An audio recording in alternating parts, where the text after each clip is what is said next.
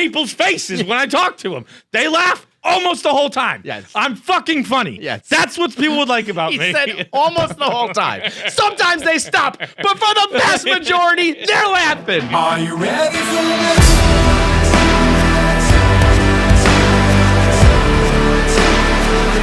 Are you ready for this?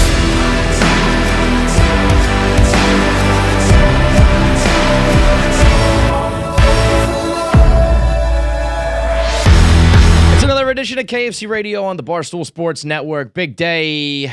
Sports. There's like a little bit of a gap now, and we've gone from like sports Armageddon to like we just got football. Yeah, it was actually also really weird with the World Series seeing on this days make sense again.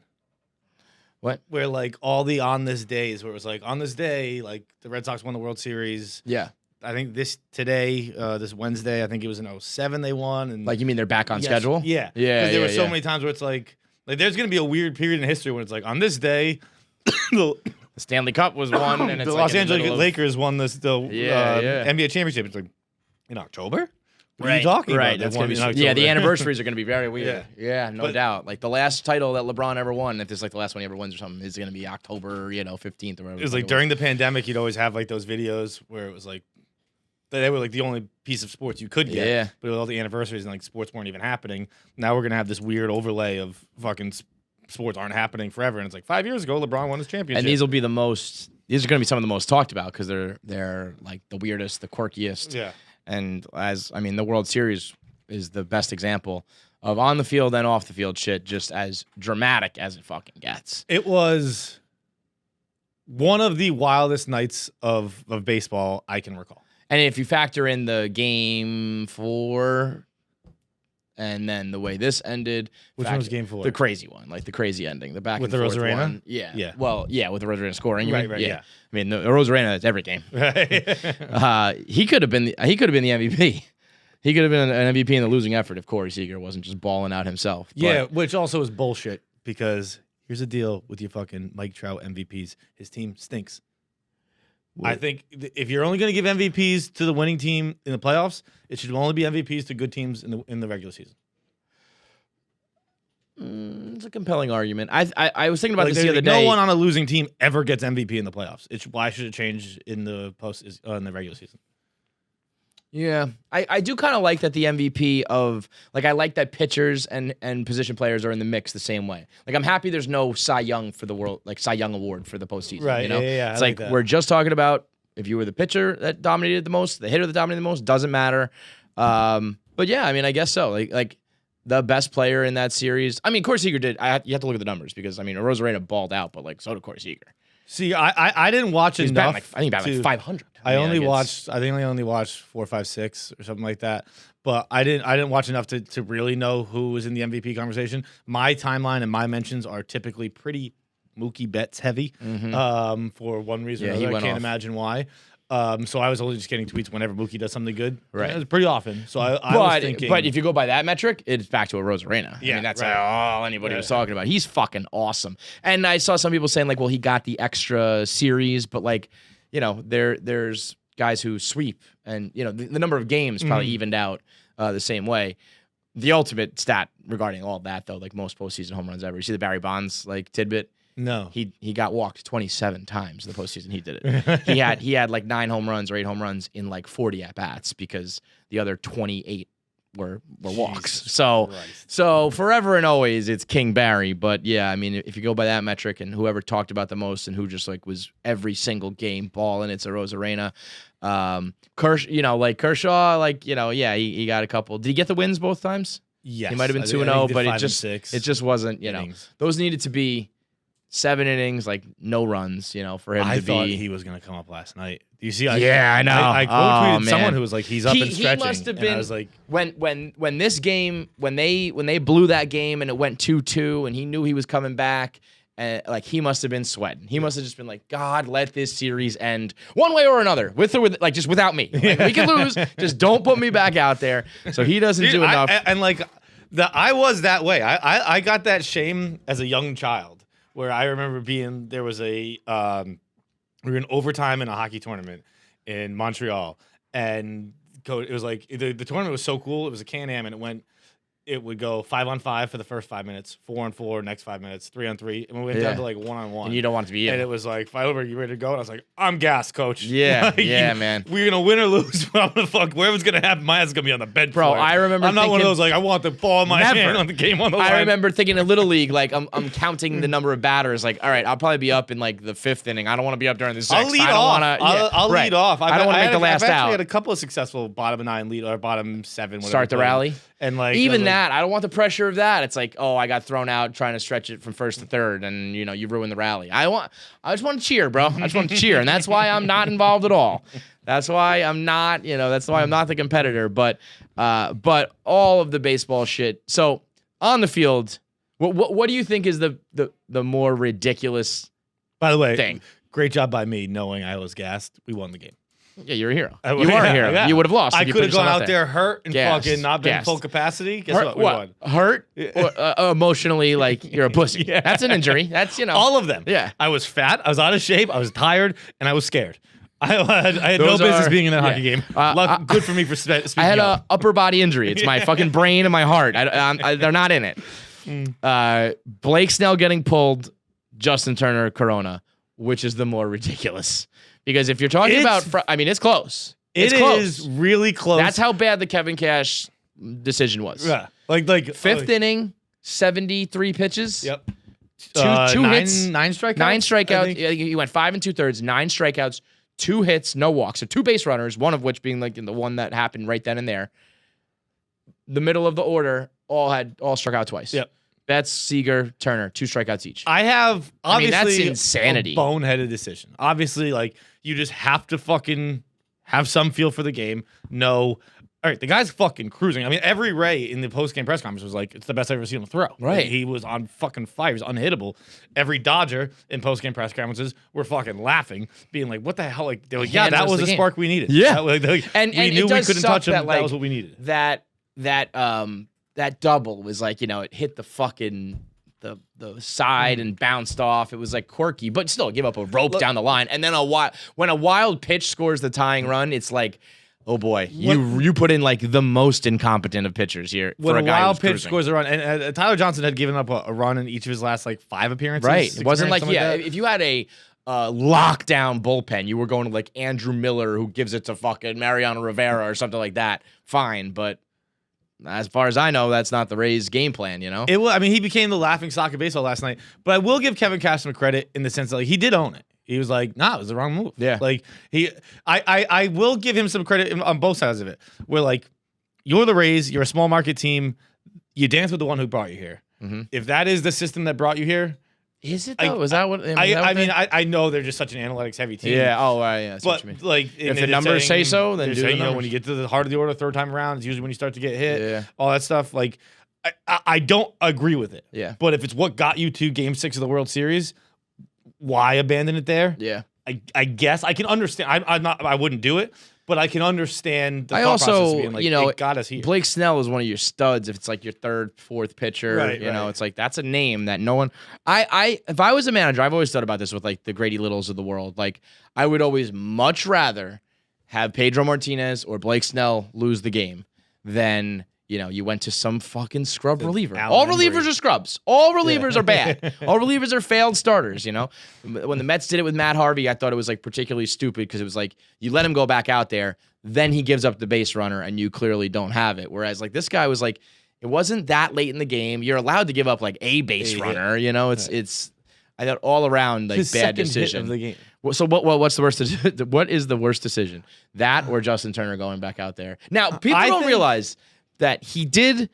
Like it's funny now seeing the tweet where he said, "Can't believe I'm not out there with my guys," and then people are like, "This you?" And it's like, well, for an hour he wasn't. He went back out there to take pictures with the trophy, but he wasn't like a part of the initial celebration. But he was. He was quarantining and then came back out an hour later. Well, Kevin, you have to quarantine for 14 days, not an hour. But I'm saying like there was like it wasn't like he disregarded it like absolutely like never even a question. It was like he was following the rules, and I know it's still like way too short of a period, but I'm saying it wasn't like he stayed in the game or just rushed out there right away. Like there was a period of time where he was just sitting by himself, like not celebrating the World Series. I think that's crazier. I mean, I don't think people are being honest with themselves about this. I think a lot of athletes would be like, fuck it, I'm going out there. Well, I would not go just because of the public shame. Yeah, Like I'd be like, right. Because also like fucking who cares? But You're see, gonna that's fucking, see that like, I don't want to party. Like I want to party with my team, sure, but I want to party with my team in a club.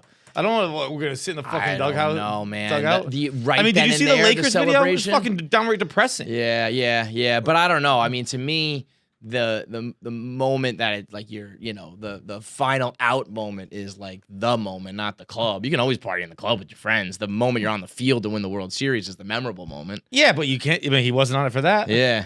I think going out there like, is beyond. I have to go. It's stupid, but I think it's almost worse if you do it for the public pressure.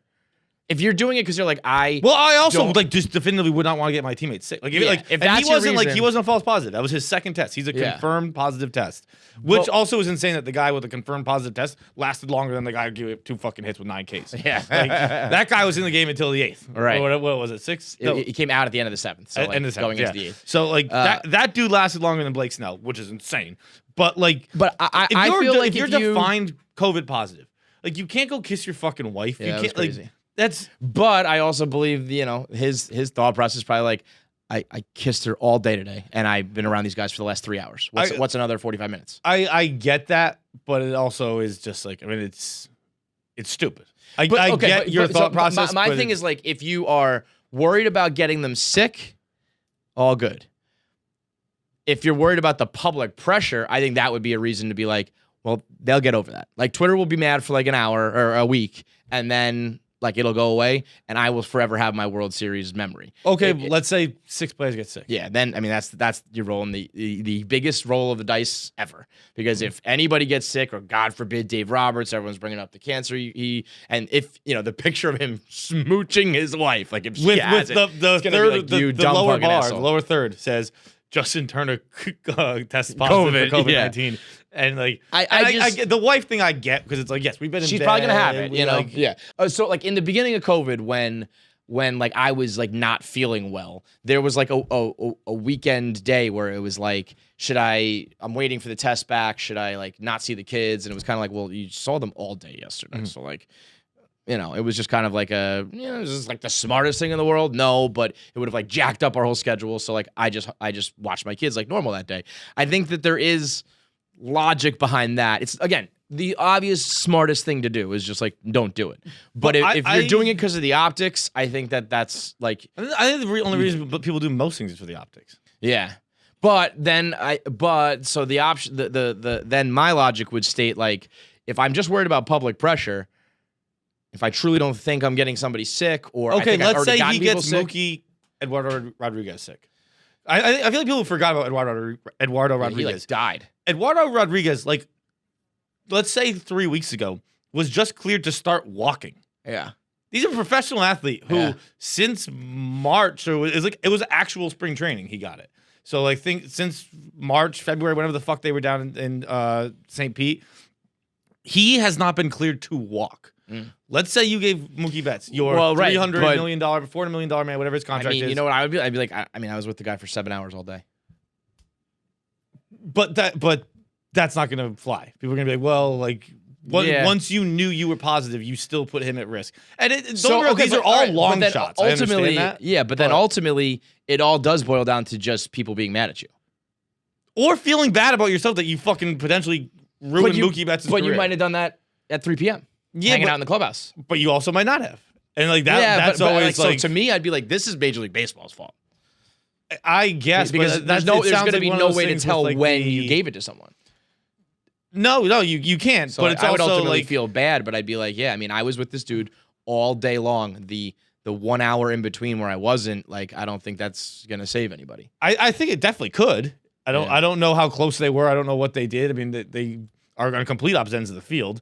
I don't know what the locker room situation or clubhouse situation's like. But like, But even like, so Mookie was like, we're not worried about all that. We want him out there. it's like these guys are all being stupid and all want their moment, and then a week from now It's they'd like be when like, my "Oh, that was grandparents fucking dumb." during the heat of the pandemic were like, "We don't care, we want to see them." Like, well, Yeah. I don't fucking care what you don't care about. Right. Like, I don't want to kill you. Right. So I'd be like, too bad if you want me to. Right. I can definitively say with 100% chance, 100% certainty that if I tested positive for COVID-19, I would not be on the field. I would not be celebrating. I'd have gone home. Like that's just like, be it for optics, be it because I felt bad, because like there's no one there who gives. I'm just on the team with the same with the same field with the same people. I'd be like, I'm just going home. I would. I am 100% certain I would do that. I'm not. I don't think I mean, if it was like, I'm trying to think of what the equivalent was if we achieved something on the level of the World Series, and you were like, come on, like just come out, and like we'll accept the award together or something like that. I could definitely be persuaded. I would not. I think it's just again, if I was sitting with dumb. you in like the awards show for fucking 4 straight hours, and then you were like, well, just come on stage with me and we'll do it, and then you go home, I'd be like, I would think about it. And then also, but there are also like so many people on that field who he wasn't with. Yeah, They were family members. They were like the Fox people. They were Rob Manfred. He clearly killed Rob Manfred. but I mean, like that was ridiculous. I mean, he was just like hearing himself in his earpiece, probably. I guess that's what people have said, Yeah. because I mean, But that was he didn't even like, sound drunk. It was. It sounded like Ron Paul's. Ron Paul. Remember when he had an actual stroke like a week ago? That's what Rob Manfred sounded like.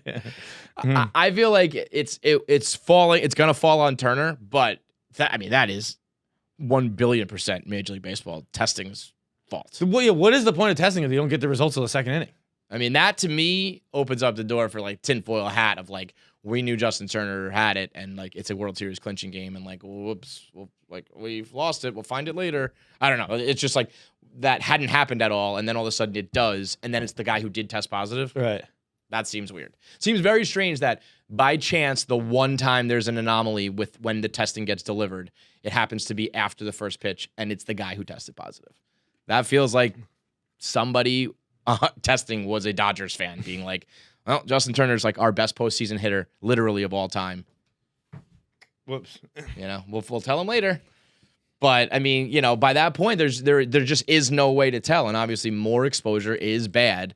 But by that point, the horse is way out of the barn. Even for all those people, it's like, yeah, maybe he's not in direct contact, but everybody's been in contact with Justin Turner for the last how many hours he's been at the clubhouse, at the stadium. But and I guess it's not even an optics thing. It's just you keep making the argument that it could have been passed before. Yes, it could have.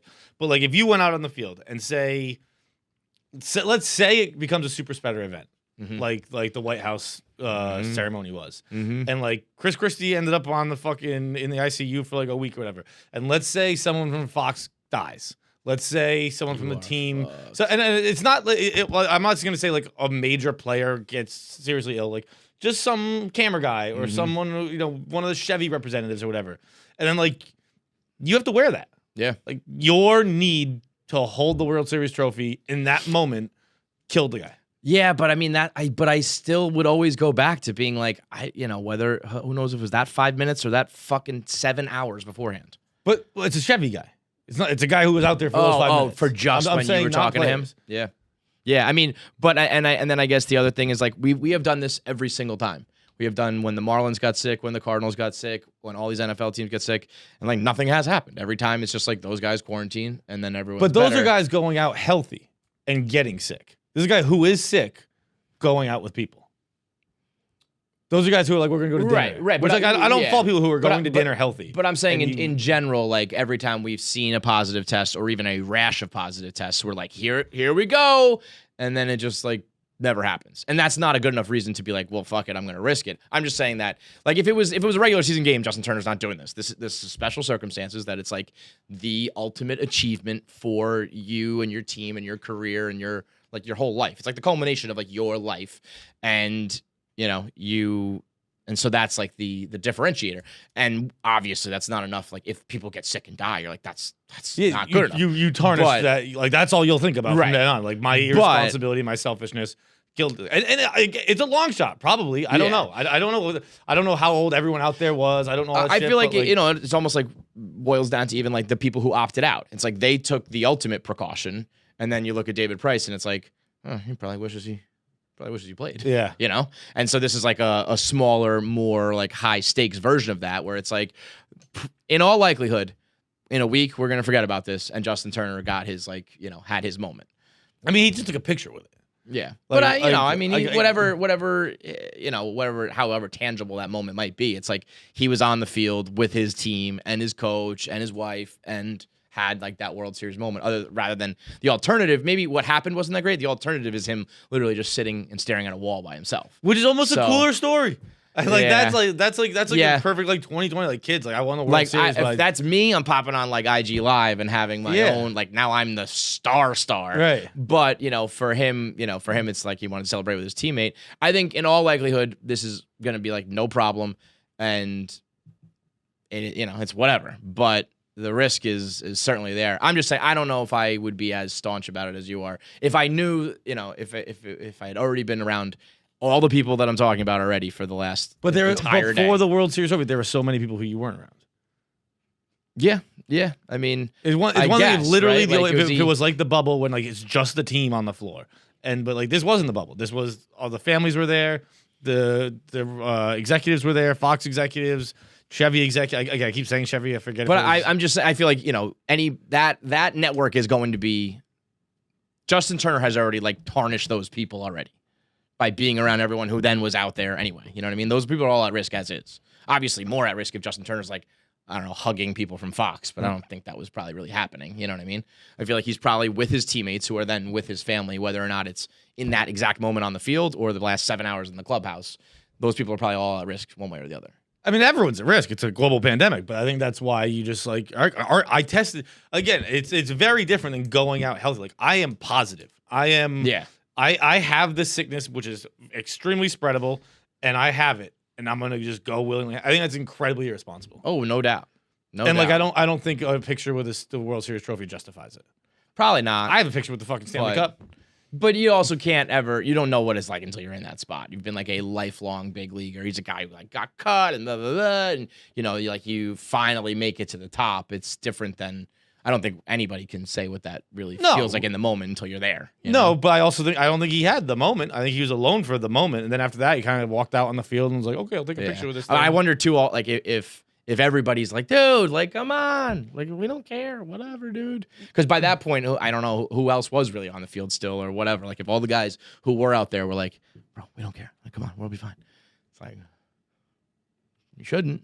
Yeah, I mean, if I had COVID. My friend's like, "Come on, dude. We've been playing this party for a while. Like, but again, we don't care." You can't compare that. That one, like the World Series, is way different than like I'm just doing something with my buddies. Right, but it's just something my stupid buddies are telling me to do, and I'm like, "No, you're being a fucking idiot, man. Like, I don't want to get you sick." It's undoubtedly stupid. I just think that there are more people who would do it than I think will admit it. I can with 100% certainty. I don't think you can. Not. I can. I don't think you can until you're there. I'm saying it. Well, then you don't know. You have no idea what you would do in that moment. If I had COVID-19, I would not go fucking kiss people. If you had, I mean, I kind of did this where it was like I'm around my family all day and they were just like, well, it's too late. Like if your wife was just like, bro, you kissed me an hour ago, you can kiss me again. Well, the wife is a different one, but like I just wouldn't put anyone at risk for even another hour. Yeah, I mean that's obviously the right thing to do. I don't think it makes sense. I also just think that there. I also just like I know it's the World Series and all that stuff. I'd be like, dude, I'll beat this or whatever, and then I'll fucking party. I'm still gonna party the entire fucking offseason.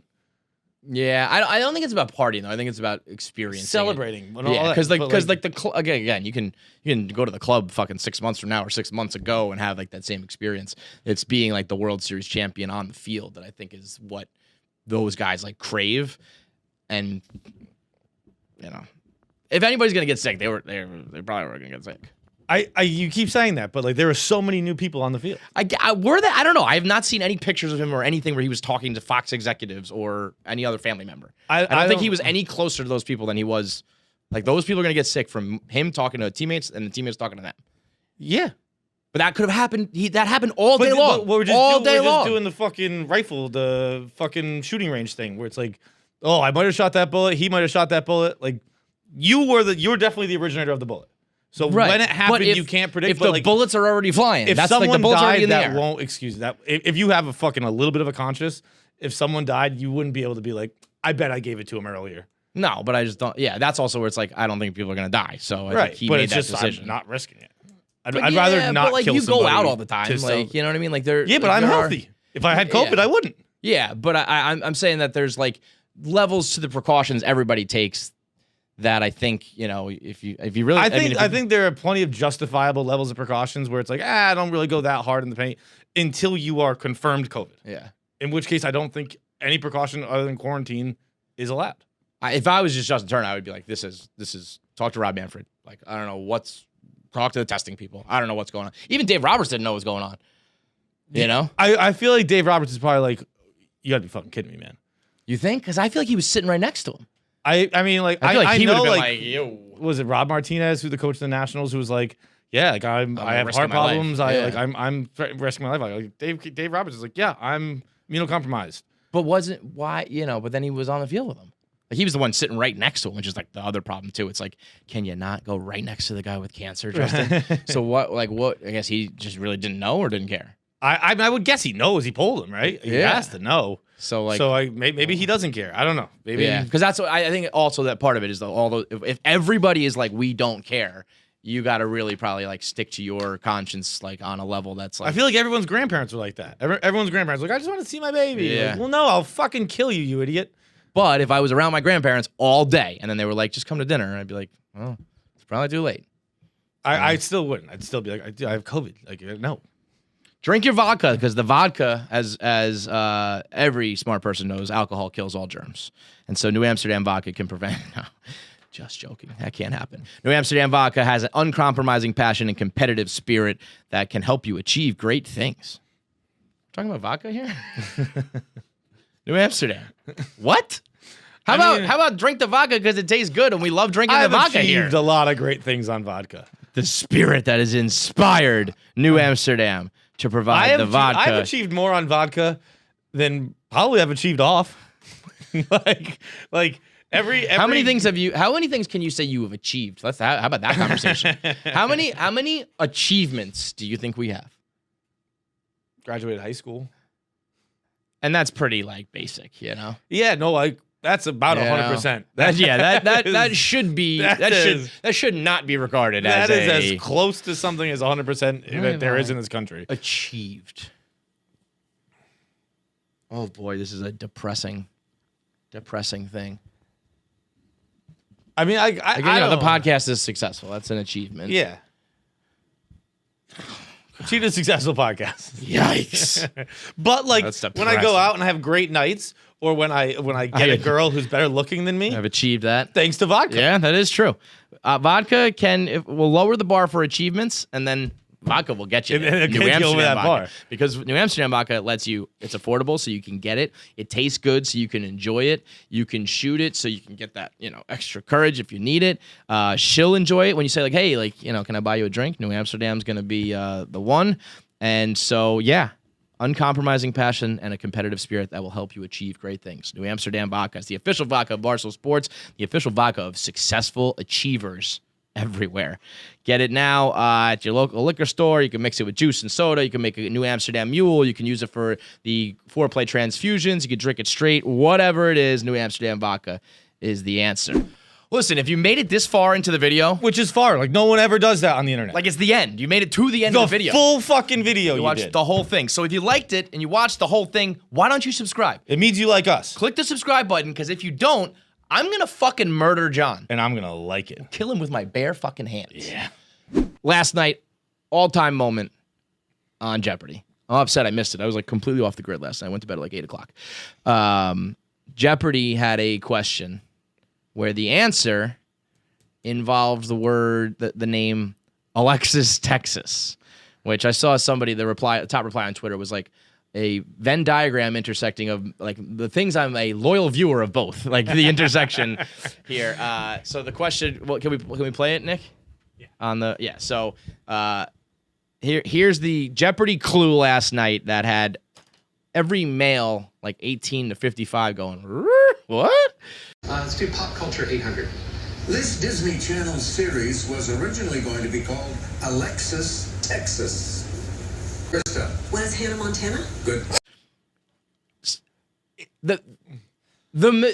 Would you say the majority or minority of people got like understood what was going on there? Minority. Yeah, you think? Minority. Yeah. But like that woman answered that question just thinking like What's a state that rhymes together? Disney show. Okay. And then the two guys on the panel were probably frozen like, big wet butt. You know? I mean, Alexis Texas's ass is the size of Texas. Oh my God. It's huge. It's humongous. It's huge. Alexis Texas's ass has a gravitational pull that pulls other smaller asses into it. It's huge. Alexis Texas's ass has electoral votes in the electoral college. It is enormous, bro. If you know Alexis Texas, I remember being like a 14. I forget exactly when she came in the game. She's a bit of a vet. she's quite probably a vet. crossed Like, over into the MILF porn, you know. Grandma, no. you know, like she was like a MILF like right away Yeah. because she's thick. So like that, like when you get into the porn game, you're one of two things. You're a teen with some fucking if you're skinny, or you're a MILF straight to if MILF. you're a little bigger. Yeah. And she was 100% right to MILF, huge ass, and I hadn't seen her in a while. This clip hadn't even finished playing before I was up on my way to the bathroom. I love. like, I'm usually I'm a little bit over the Pornhub statistics when they're like, here's what people jerked off to during like 9/11 or whatever. Right. But things like this are certainly real. Oh, where Alexis a name Texas spikes and it's spiked like, last night. Much like Justin Turner caused the fucking coronavirus on the field. Another Like, question: it was- what's the bigger spike? Coronavirus because of Justin Turner, or the searches of Alexis Texas on Pornhub? Alexis by a wide, but again, a margin as wide as her ass. Only for if that's the ultimate. If you know, you know. There's a bunch of Jeopardy nerds, a bunch of Disney kids, a bunch of women who were all just like, oh, Alexis Texas, Hannah Montana. And then there are the guys who are like, I need to go furiously masturbate to this fat ass white girl. Like, I was like, what is Pog, Alex? I mean, but it makes sense, you know. Like, and by the way, you know, if you are a porn star coming up in the game, you should be called Hannah Montana. That's a great porn star name. It is a good one. And like I feel like Disney has pretty hard copyrights on that. Probably, but you know what? Even better, get a fucking cease and desist. Get your name out there. If there was a headline, porn star gets cease and desist from Disney for the name, we would blog it. You get your that's OnlyFans out there. I might just do this right now. My name's Hannah Montana. But you know the crossover and the overlap and the similarities between Disney names and porn star names more than you would think. It's actually quite easy. More than you would think. It's So we went through and looked at a few names of porn star names that could be Disney star characters. So, I mean, I will begin here. Let's kick her off. Okay. I'm gonna go with one of our probably the number one porn star that we roll with. Abella Danger. What's your job? I have to do. By day, she is she. I just thought Abella is Italian, so by day she works in her family's pizza place, and by night she fights crime. Okay, I specified her crime. I didn't have the pizza place part. Okay, what kind of I crime? specified she protects vulnerable women in clubs and bars.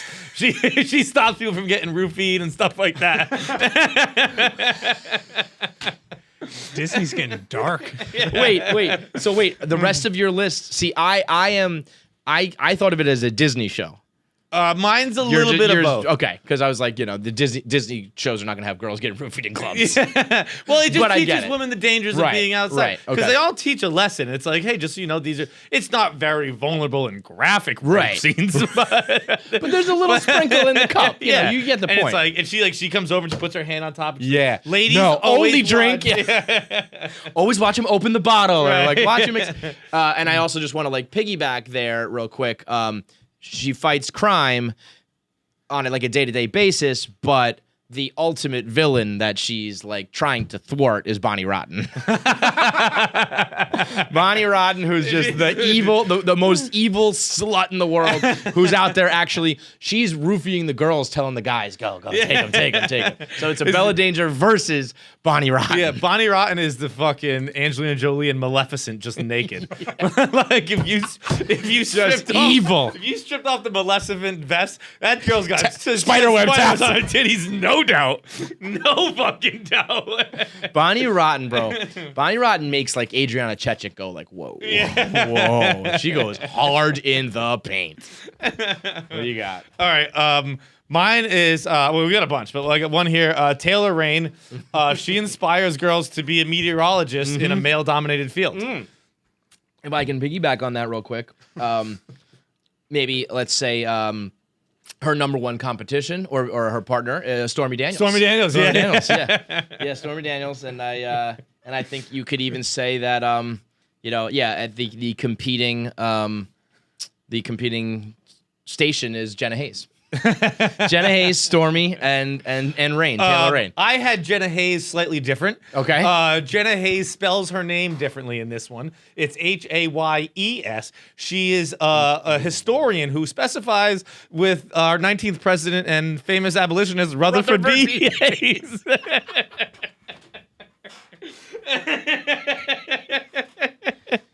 There's a pitch for you.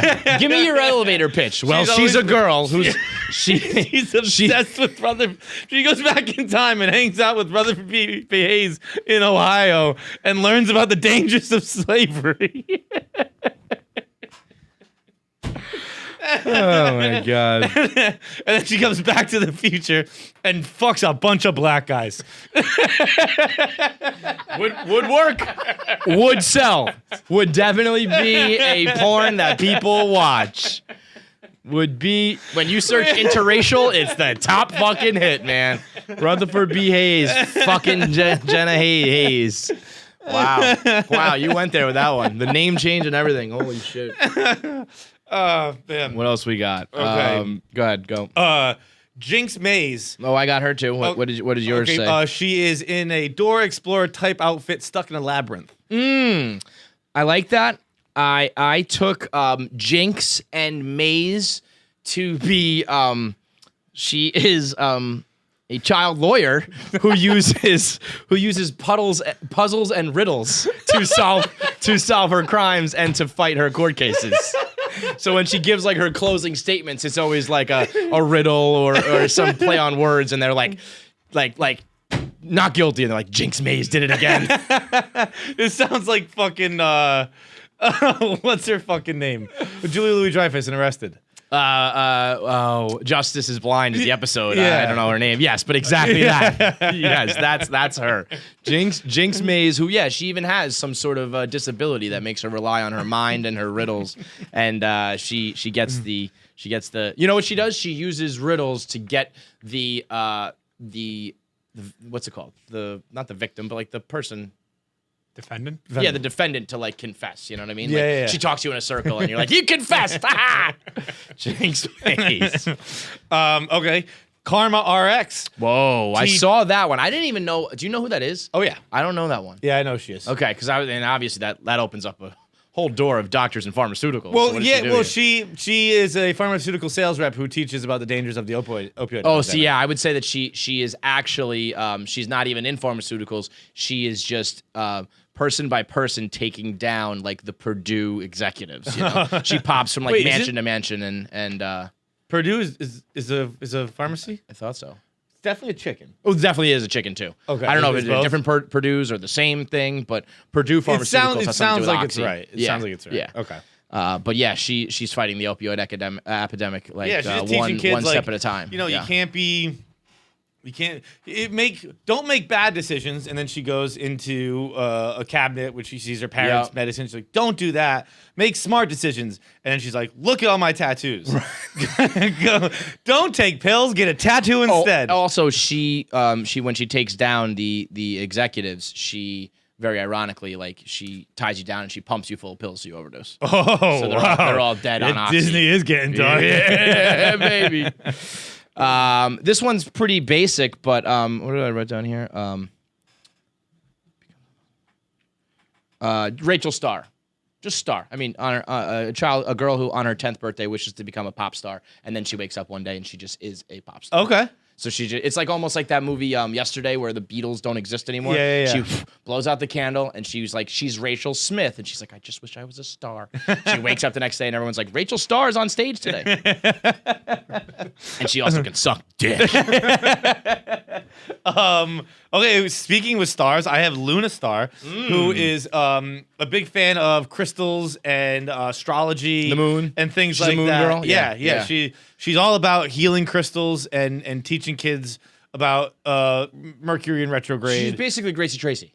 Crazy Tracy fighting crime with the moon. She uses like the tides to like, okay, now strike now because it's high tide over here. I like how everyone fights crime. Like, did animals? I don't know. I don't know. know. Everything I've gone to is fighting crime or the legal system or whatever.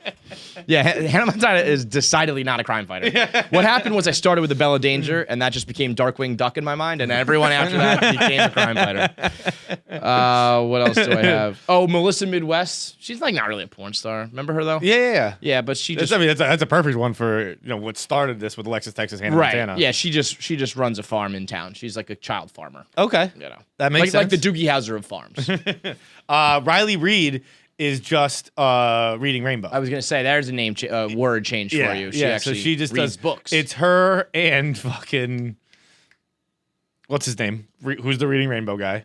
LeVar Burton. Yeah. Yeah. And then she Take a look. It's in my ass.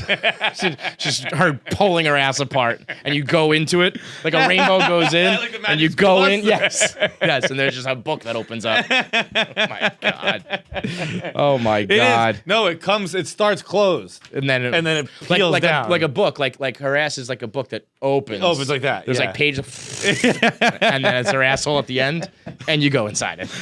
Everything's in that Chinese font too. I think I'm. I have think I'm Remy out. LaCroix, who Uses seltzer. she Fights crime with seltzer. she teaches kids all the dangers of sugary drinks. Okay, I like that. Yeah, it's better to have substitute, water yeah. than LaCroix. I have Madison Ivy. She is a city girl from Manhattan. She lives on Madison Avenue, but she uses like the nature around her, like poison ivy from Batman To fight crime. To fight crime. To fight crime. It's like Jumanji. She gets like vines and shit to like grab the bad guys and fights crime.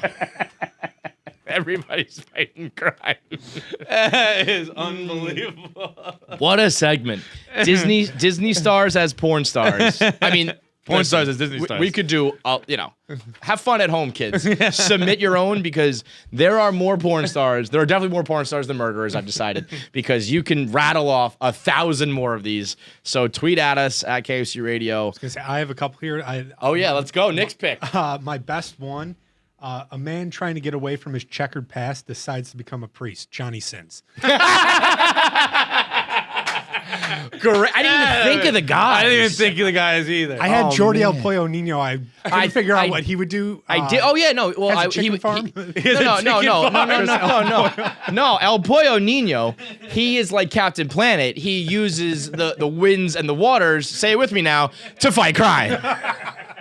He can control like hurricanes and whatnot to stop the evil. And then, Oh man, there's a ton of. I mean, James Dean. After the death of her mountain climber father, Annabelle vows to be the youngest woman to climb Mount Everest. Annabelle Peaks. His taglines are great. Wow. Annabelle Peaks also. What up? Throwback. Man, that makes me want to do more and more. I know. Tweet at us. Let us know your best one. Do tweet at us with the names with the hashtag Disney porn, so that way we can find them all. Click it and we'll find the best. I bet you that are. You know what? Do a little search for that hashtag. I bet you there's already some weird shit out there. All sorts of cartoon porn that already exists. But yeah, that's and Disney, like, get at us for some of these ideas or Pornhub. Very you know what I mean? popular hashtag. Yeah, I can imagine. Very it. popular one? Yeah. Oh man. Disney porn names, and that way we can find them all. But let us know. Best Disney porn star name gets a Sad Boy Season hoodie. And while you're doing that, make sure that you get your Proactive out and make sure that your skin's not gross. I mean, straight up, you got to make sure. I mean, clear skin. I think we've done this often, and usually it boils down to teeth and hair, right? But I think we overlook often skin. Skin is a big Because I think skin is more more rare that, but skin is more of a deal breaker, Very rarely are you gonna, at least for guys, you're going to look at it and be like, oh my God, he has great skin. Mm-hmm. But if you have bad skin, that's a problem. So you got to make sure that your skin is just like up to There's snuff. nothing worse than I have a Oh, pimple man, right there's now. nothing. And Oh. it's just like I Every day, I gotta look in the mirror and see it. And it's like, If you- son of you a get the goddamn pock marks and the bitch. scarring and all that. You have to get in front of it. If you're a younger listener, get in front of the problem now. It's And if a you- middle finger from your face to you every time you look in the mirror. Every It's like, time. fuck you, bro. Right. Like, Look, come on, I'm gonna ruin man. your fucking day. Like, why does your body have to just betray you like this? You know? God damn, it's terrible. I have fucking 2 pimples on my chest right now, which also infuriate I me. mean, that. We didn't need to know that. No. All right, I'm sorry. They're called nipples, John. But no matter what age you are, Proactive can help adults with that adult acne and looking to get the clear skin. They have three different systems. They have the Proactive Solution, which is for all skin types, the Proactive Plus for the sensitive types, and Proactive MD, which is the prescription strength if you've got really stubborn breakouts that are really going to, really haunt you and fuck with your life. And that's why Proactive is best for you, because it tailors their entire system for you to make sure you have a happy life with your clear skin. If you want to get with any of these porn stars, you're going to need clear skin, man. There's got to be a porn star name that's like she helps fight, the pimple epidemic. Fuck, never mind. No, got nothing. Skin Diamond. There you go. My man had that one on deck. Yeah. You had that I was ready gonna to say go. bukkake, and I stopped because I went because there's an ad. This is an ad read, but then too late. Once you threw one out, I gotta throw the other one out. If Skin Diamond, if she like finds the people who suffer from this, and then they do a scene, and it's like magic sperm that clears the pimples. Yeah. That's the Proactive is not cum. just want that on the record. We are for sure doing a make good on this one. Yeah, you guys just send us your notes. We'll change it next time around. We like the phone's gonna ring. They're gonna be like, "Hi, it's Proactive." And I'm gonna go, "Yeah, I know." Click. I got you. I got you. Understood. Go to Proactive, PROACTIV.com/KFC radio. You get an exclusive offer where you get a hydrating duo as a free gift. That means 4 hydrogel masks and the green tea moisturizer. You also get free shipping. That's proactive.com/KFC radio for the special offer where you get the hydrating duo of the 4 hydrogel masks and the green tea moisturizer plus free shipping. That's proactive.com/KFC radio to subscribe for clear skin. You didn't fucking subscribe. So I did it. So subscribe so there's no more blood on your hands. It was hard to hold my breath for that long. You absolutely didn't have to hold your breath. I didn't want him to you see really me committed. breathing. You committed to the part. That was a method acting. It right also there. wasn't that long. I think I just have COVID. Let's see how long. Let's see who can hold their breath the longest. Ready? 1, 2, 3. Let's get into our top 5s. Nope. No, let's get into our Am I the Asshole? It's a little Am I the Asshole Thursday. The world is full of assholes. And I am going to give you an update on. Did you text me that one or no? So if you remember a couple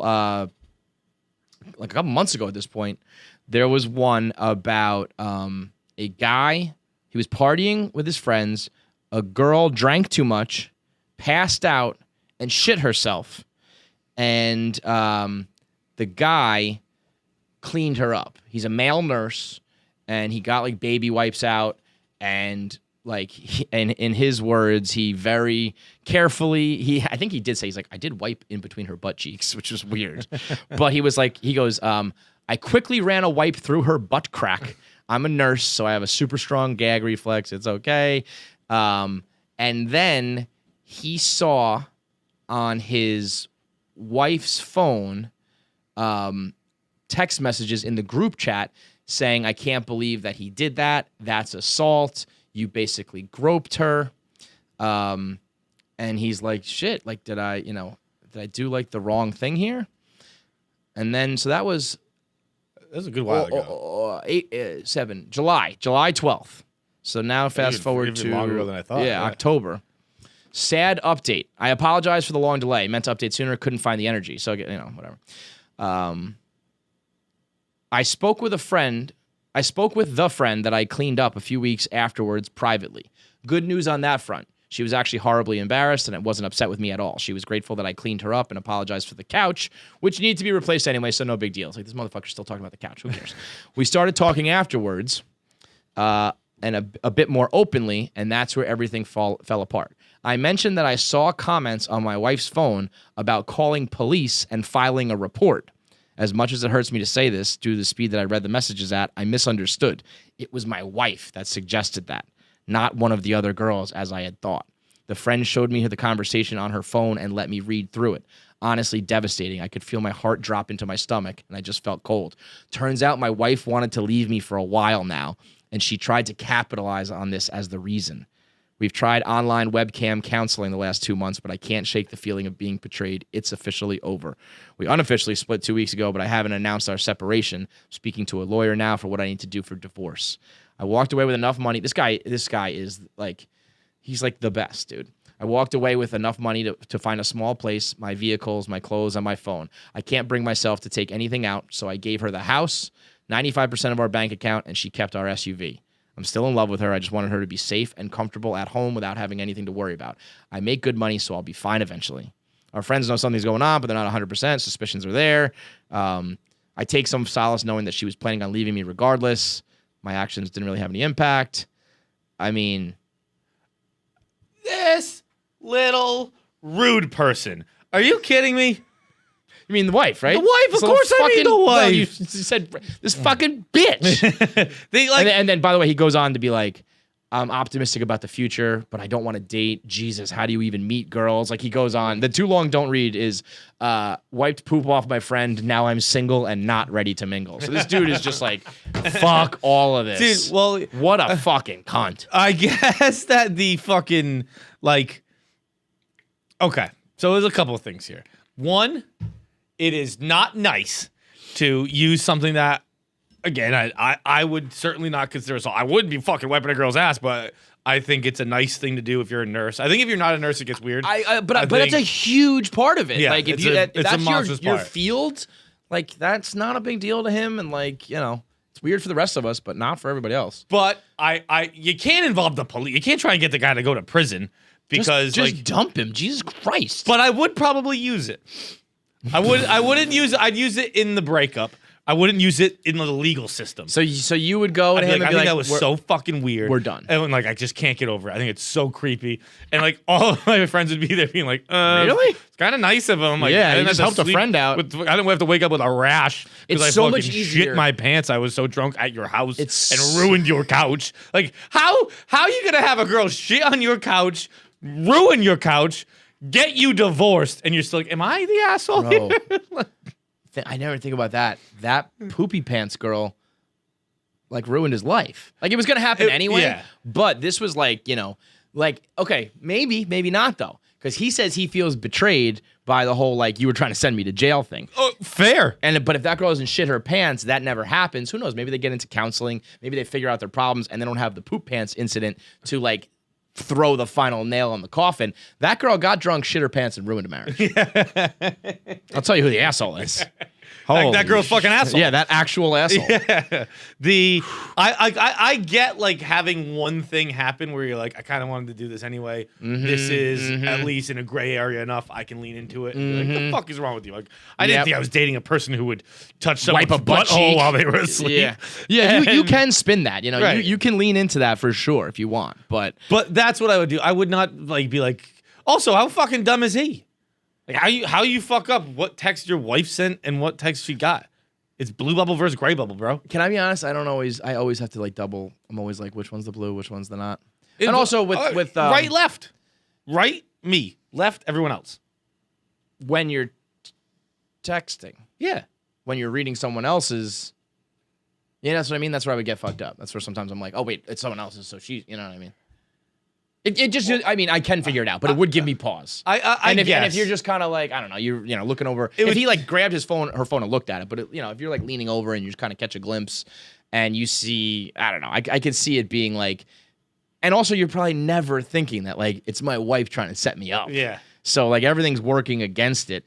God, that feeling when he says, like, my heart sank, like, I can When she's I like- can feel my heart in my throat for him, where he has her phone and he's just like reading, just like, yeah, send him to jail. Like, oh my he's like, well, this is really what a blindside hit that is, because he's like, this is going way better than I thought it was. See, like she's the one embarrassed. She's thankful for me. Like I'm sitting pretty, and she's like, anyway, actually, it was your wife. You're like, oh, but that's son where of a bitch. I will say this dude's a little bit of an asshole for like, how can you not?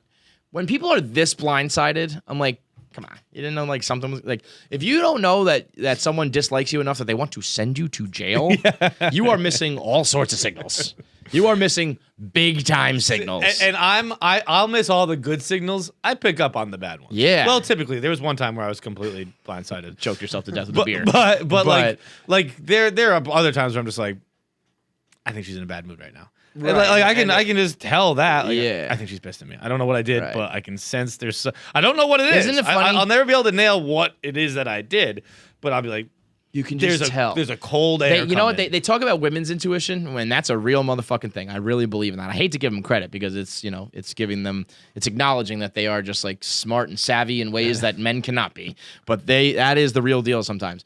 But there's a male intuition that's just like, I'm in trouble. It's exclusively the doghouse intuition. Right. But you walk in a room and it's like, maybe there are some physical, maybe like their face is down or something, but you can just tell right away, like there is a chill in the air. And this there's a bitch is legitimate mad. chill in the air. Yeah. It gets cold. If you It's could, almost like they're always wearing a cape. Like it's just kind of blowing behind them. yeah, like the wind is blowing. Like, what's happening if we here? could have one of those cameras on, remember like that paranormal like Room Raider show where it was like they ghost hunting, whatever. Yeah, It was yeah, like- Fear. And they thought they had like a camera that could show like ghosts. Remember that? Yeah. Well, obviously like bullshit. But if you had like a camera that could show your girlfriend being mad, like there would just be like something in between you two. It'd be like a big blue blob, like an icy blob in between you two. That's just like, this bitch is mad at me. And usually, I'll never pick up on a good sign. It's just like Yeah, you said. It's just- exclusively like a girl could be playing with her hair and touching my leg and playing with her earrings. whoosh, and right over your head. I'm like, God, this chick won't fucking stop touching me. Yeah. But it never like she's a handsy one, huh? It'll She literally be like, knows. hey, she might find you attractive. That'll never fucking happen. register. But you can open a door, and I can tell by the sound how the door opens. I'm like, ooh, she's Oh, pissed. I'm fucked. She is not happy Yeah. right now. There was a night I was in the doghouse when I was married where the way she walked down the steps, she was coming down into the room, and I was like, I'm fucked. I don't know what happened, but it was an extra stomp or a little bit faster than usual. I was like, this bitch is marching down the stairs. I am in trouble. I am dead, dude. There's and then they also lay it on thick. Like if you're not picking up on those first ones, like they'll come by and they'll just like rearrange everything, and then they go in the kitchen, they slam the cabinets, slam the fridge. I'm like, oh no, I'm dead. I am so fucked. Would you like to use your words, or should we just? Are we gonna keep up with the childish act? Is that what we're gonna do here? You keep doing that. I'll keep sitting here pretending I don't know what's happening. Exactly. We can both play this game. The best. You should be like, hey, can you stop slamming the cabinets arbitrarily? I'm trying to watch television. See how that one goes over.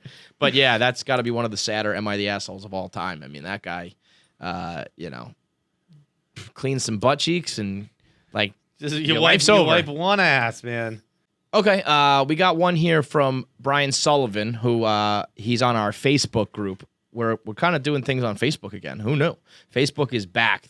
We got a KFC Radio Facebook group where people are discussing things. We're posting videos. So if you are on Facebook and you want to get involved with KFC Radio, you can find us there. Brian sent this in. Am I the asshole for quote-unquote testifying against a dad of my son's own team, costing them a chance at playing in the playoffs? I'm the coach of my son's. Anytime you throw kids in, I'm gonna guess you're not the asshole. But let's figure this one out. I'm the coach of my son's local So he was football molesting team. the kids with baseball bats, but he's a heck of a coach. Knew exactly when to pull the guy. It's not that bad, but he's the coach of the Suns' local football team. It's Australian football, so they are under 13. So these guys are 12 years old. And this means I run into some assholes, yet occasionally I've made decisions that lead me to question whether I am in the wrong myself. So I like this. This sounds like some self-reflection here. He's already questioning himself. There's a dad on our team who's very passionate and fiery. His foul mouth has led us to often reprimand him for his behavior. So it was a big game against our fierce rivals. They defeated us in the grand final last year. And this dad notices his son is getting minimally roughed up by a rival player. It was a very minor push and shove. You see it every week. He then yells out, screaming aggressively from quite a close range to the kids, "Oi, number 55, you faggot, don't push him like that. That's a coward's move." It was appalling abuse that clearly scared and upset the 12-year-old he yelled at. Thankfully, no official heard this, yet the opposing team did and reported this to the league. The league then followed up on this, and that's where it gets complex. If you have somebody linked to your club suspended, you get docked fair play points, which basically means you get deducted a win. We had only just qualified for the finals by the scrape of our teeth, so the league could never purely do this on evidence of an opposing team. However, I had heard it. He said what they alleged, and I couldn't accept yelling faggot at a 12-year-old was acceptable behavior, so I testified. So they get deducted the points. They miss the playoffs. At first, this seemed like an obvious moral choice. He needed to face a penalty for his disgusting behavior, but now I'm second guessing. I know the kids that I coach are devastated that we missed out on the playoffs this year. That's partly my fault. My wife and some of the other dads have backed up my stance, but I know others on the team feel differently. So, am I the asshole? I fucking love how Britain and Australia have the rules that you can get in trouble for saying words. Yeah, Love it. Yeah, Fuck a free speech. I don't know. I think like with their fucking, they have the cybersecurity stuff where if you're a dickhead online, even anonymously, you fucking go to jail. I think that should 100% be across the board. Yeah. If you're like using like hate speech, yeah, you should. You're a fucking asshole. Yeah, I agree to an extent, but I do think there's a line, I feel like. I mean, there's definitely a line. Probably it's fucking a lot closer than yelling at a 12-year-old. Yeah, well, this is where, I mean, kids is different. I don't think any of that should really apply for like professional sports. Well, we're not talking about professional sports. But are you talking about professional sports? No. Oh, I don't know. Wasn't there somebody? Didn't Landon Donovan just like take his team off the field and they there was somebody, I think that's in the MLS. I think somebody's gay. I think somebody must have called him a faggot. And they like just walked out the field. They're like, we're not playing. I think I get standing behind your guys too. Right. I don't think a guy should go to jail. But like I totally understand. But if that was me, I I wouldn't want that. I wouldn't want my team walking off the field because some guy said that to me. well, they That would also make me had uncomfortable. incidents already. It was like that was like a straw that broke the camel's back, rather than like this is the first time it's ever happened. It's like I just I mean, I don't know. if it was on me, if it was a one-time thing, I would be like, let's like go beat them. Let's fucking like that'll be the best revenge. You know what I mean? Like walking off the field to me is like I don't know in the MLS if you're like trying to make like serious change, like yeah, the well, that's MLS the you're thing. not going to make waves. So unless that's you that. live The point field. is that like Landon Donovan is trying to like change the league for the better, and I understand that. I'm saying from if I was the victim of it, I'd be like I'd rather like beat him on the field or like let's not quit or whatever. But I get that the bigger picture here to fix things. Anyway, this with the kids. I mean, when you're trying to like mold fucking kids like sports is, I think you should speak up. I think it's okay to speak up. Yeah, you're not the fucking asshole Like- because 12-year-olds didn't win the league Yeah, championship. the dads who are mad at you are like probably the same dads who would say, you know what I mean? Like they're the guys who are like next time they'll be the ones yelling. If you take it that seriously, where you can't yes, it's unfortunate, but I think if you're a regular dad and you're like, why did we miss the playoffs? I thought we qualified, and I was like, I had to testify because this other dad was yelling, sexual slurs at the kids. I'd be like, oh. That sucks, but yeah, okay. Yeah, whatever. If you 12-year-olds actually have a learned problem a with that, good lesson. you're probably Like- buddies with the guy who was screaming that, There's, I mean, on no fucking planet could like is a 12-year-old come over like someone assault like a 12-year-old city championship. I imagine this is like Yeah. these guys aren't the world beaters, Right. As far as I know, and I don't know much about Australian football, but I imagine this team isn't. I mean, he even said they team. made the playoffs by the skin of their teeth. So even within their realm, Right, like, you're yeah. probably gonna lose in like the first round, man. I don't know. Yeah, you didn't make You're the not, playoffs. like, You played a one last dynasty. game. You Yeah. fucking. I mean, it's 12. Are we seriously talking about 12-year-olds? 12-year-olds, Like, just yeah. translate this to But Little League. honestly, man, I Like, know remember what you it's looked like in Little League. Like, if you don't make the playoffs, tough fucking shit. I'm probably upset for a second. Any dad who's upset is a fucking loser. Yeah. Like, I huge loser. listened to a coach like chew these kids out last week at the Little League, and I was like, I don't know. I used to kind of be like, probably like a hardo about like, yeah, like that's like sports. Like you have a coach yell at you, and that like builds character, and like that's part of. Even though I never had a coach like that, but like I don't know, the Bob Knights of the world. I used to probably be like, yeah, like that's what it's about. Like that's how it goes. And granted, these were like small. These are young kids. I heard them like screaming at these kids, and I was just like, ugh. Like I would like probably like have my son quit the team if that was going on. Yeah. Which maybe that's like soft and like new, like fucking snowflake shit. But I was like, this is ridiculous. It was like little league, like young little league.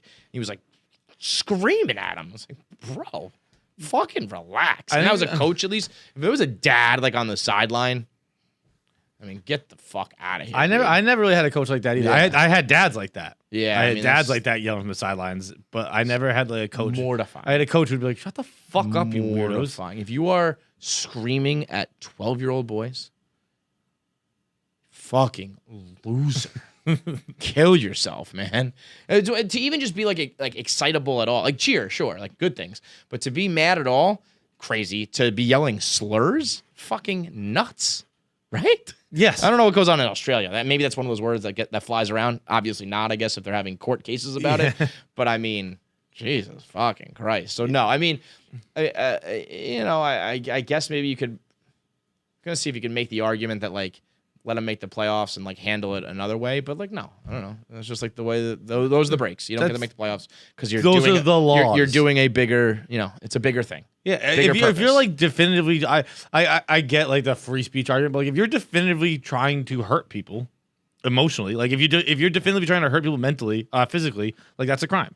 If you're definitively trying to hurt people emotionally and mentally, that like why did we treat it? And don't get me wrong, like we do treat mental and physical ailments differently, be it with ourselves or with anyone in the world. But like you're trying to break someone mentally by like using words that seriously affect them. You're a fucking asshole. The only thing I would worry about in this situation as the coach is like blowback on the kid who, like I said, if I was the player getting called a name, I wouldn't want like the team to quit. Like that kid is probably going to get like bullied and like shit because he's the kid who like his dad and blah, blah, blah. You know what I mean? Like, I don't know. Like he'll either have some assholes who on the team who are like the sons of those dads being like, yeah, we didn't make the team because fucking Billy's a faggot, or you're gonna have like other kids in the league like talking shit. That would be, I don't know if that would happen necessarily, but that would run through my mind of like sometimes if I make this a big deal, it's gonna be a big deal. That would worry me.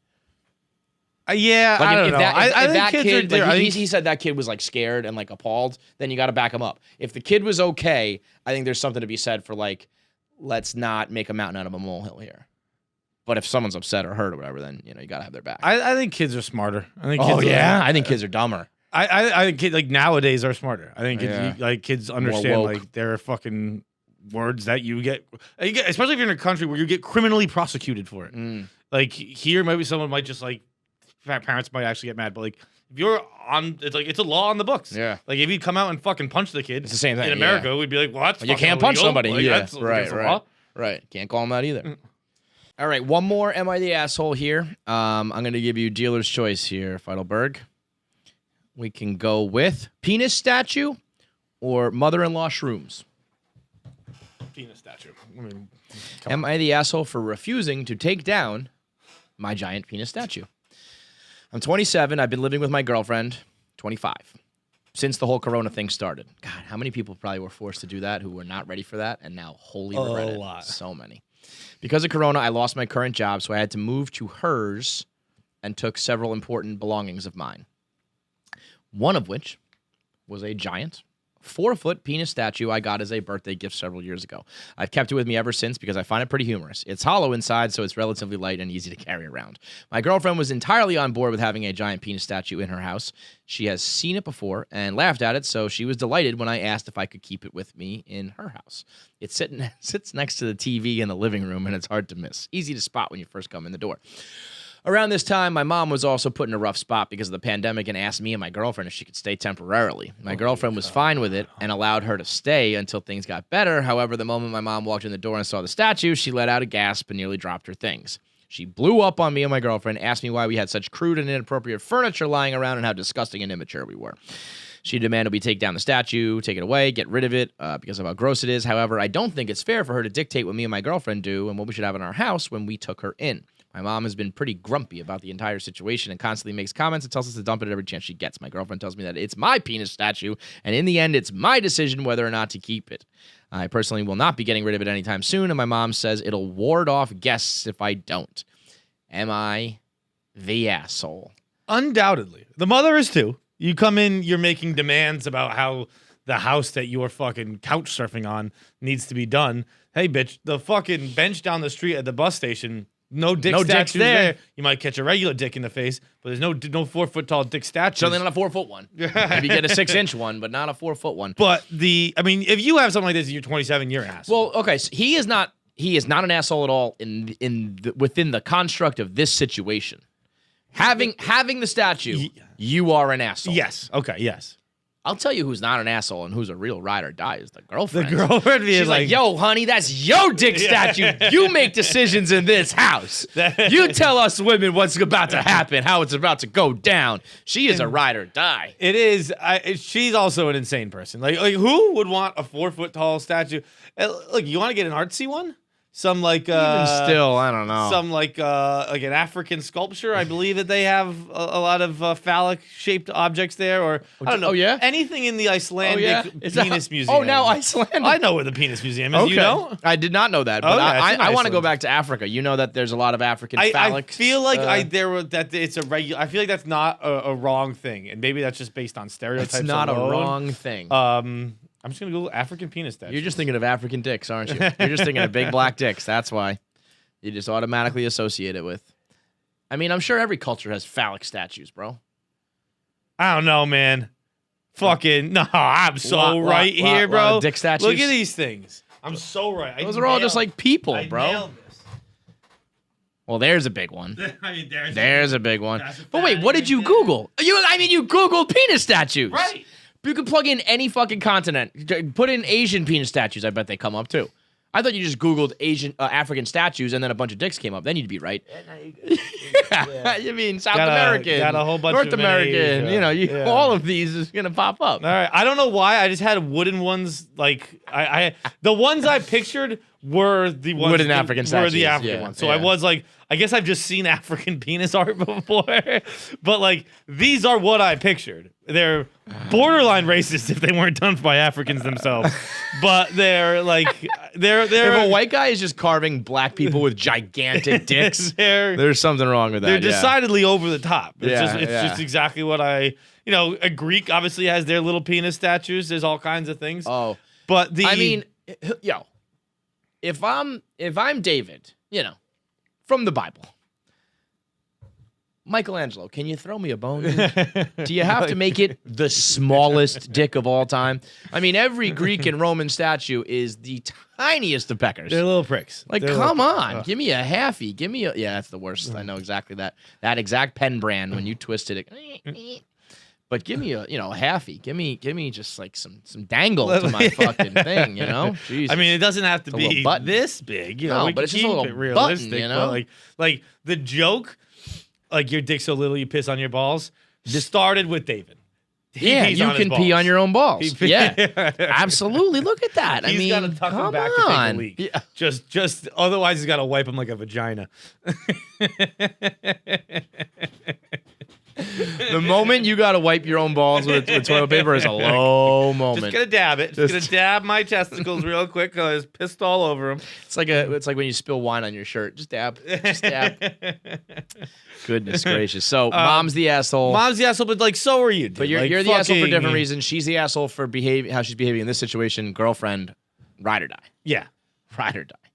All right, we're gonna get to voicemails in a minute. But first, we're gonna talk about. What did he say? We're gonna talk about Egyptian, like. All right. So here's the deal. We'll just go. Are we doing an ad read into this? No. No.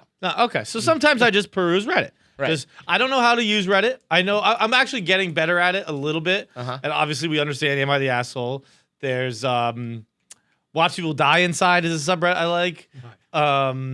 Perfectly Cut Screams is always hilarious. Today I So, learned is a good, Yeah, Today I Learned- fucked up is a good one. Not the Onion's funny. Yep. That's another good one. There are a lot of good ones. There are a lot of good ones. But the front page is just here's all the best ones. Here's And just so I usually the just internet. scroll that until my computer starts slowing down, and then I restart the whole thing because this is an old computer. Because my fucking computer, which I was supposed to, I'm due a new computer like a year ago. Pete came over to tell me that, and then has never followed up on it. So I still have and this was just a computer that was supposed to be taken while my other one got fixed. So this is just a refurbished computer from God knows when. Yeah. So it fucking stinks.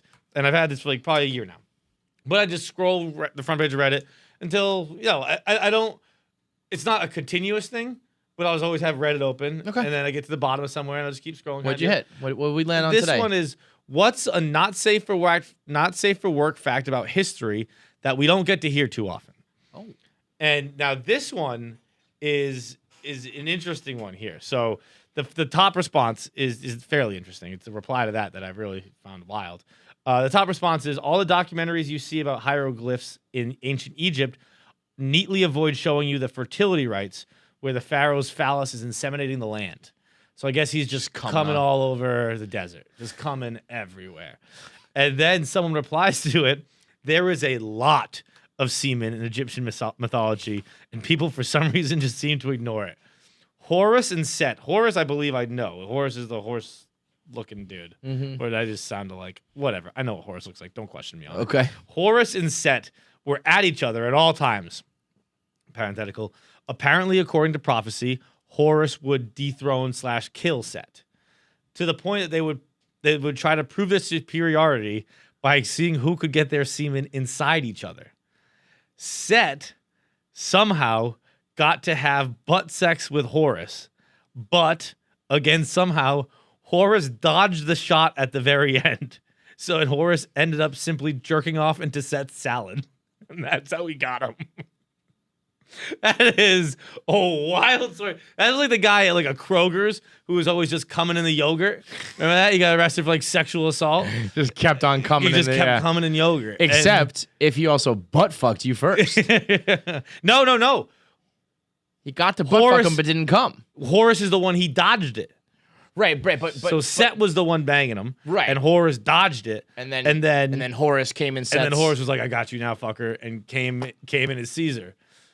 I mean, that's almost like, that's probably why they added the anchovies to Caesar salad. Got a little salty. I feel like that there's probably even an actual segment of like I could see Johnny Knoxville and Steve-O having this battle, and I'm pretty sure like in a Jackass movie. It's like, ha, got you, fucker. You just ate my cum.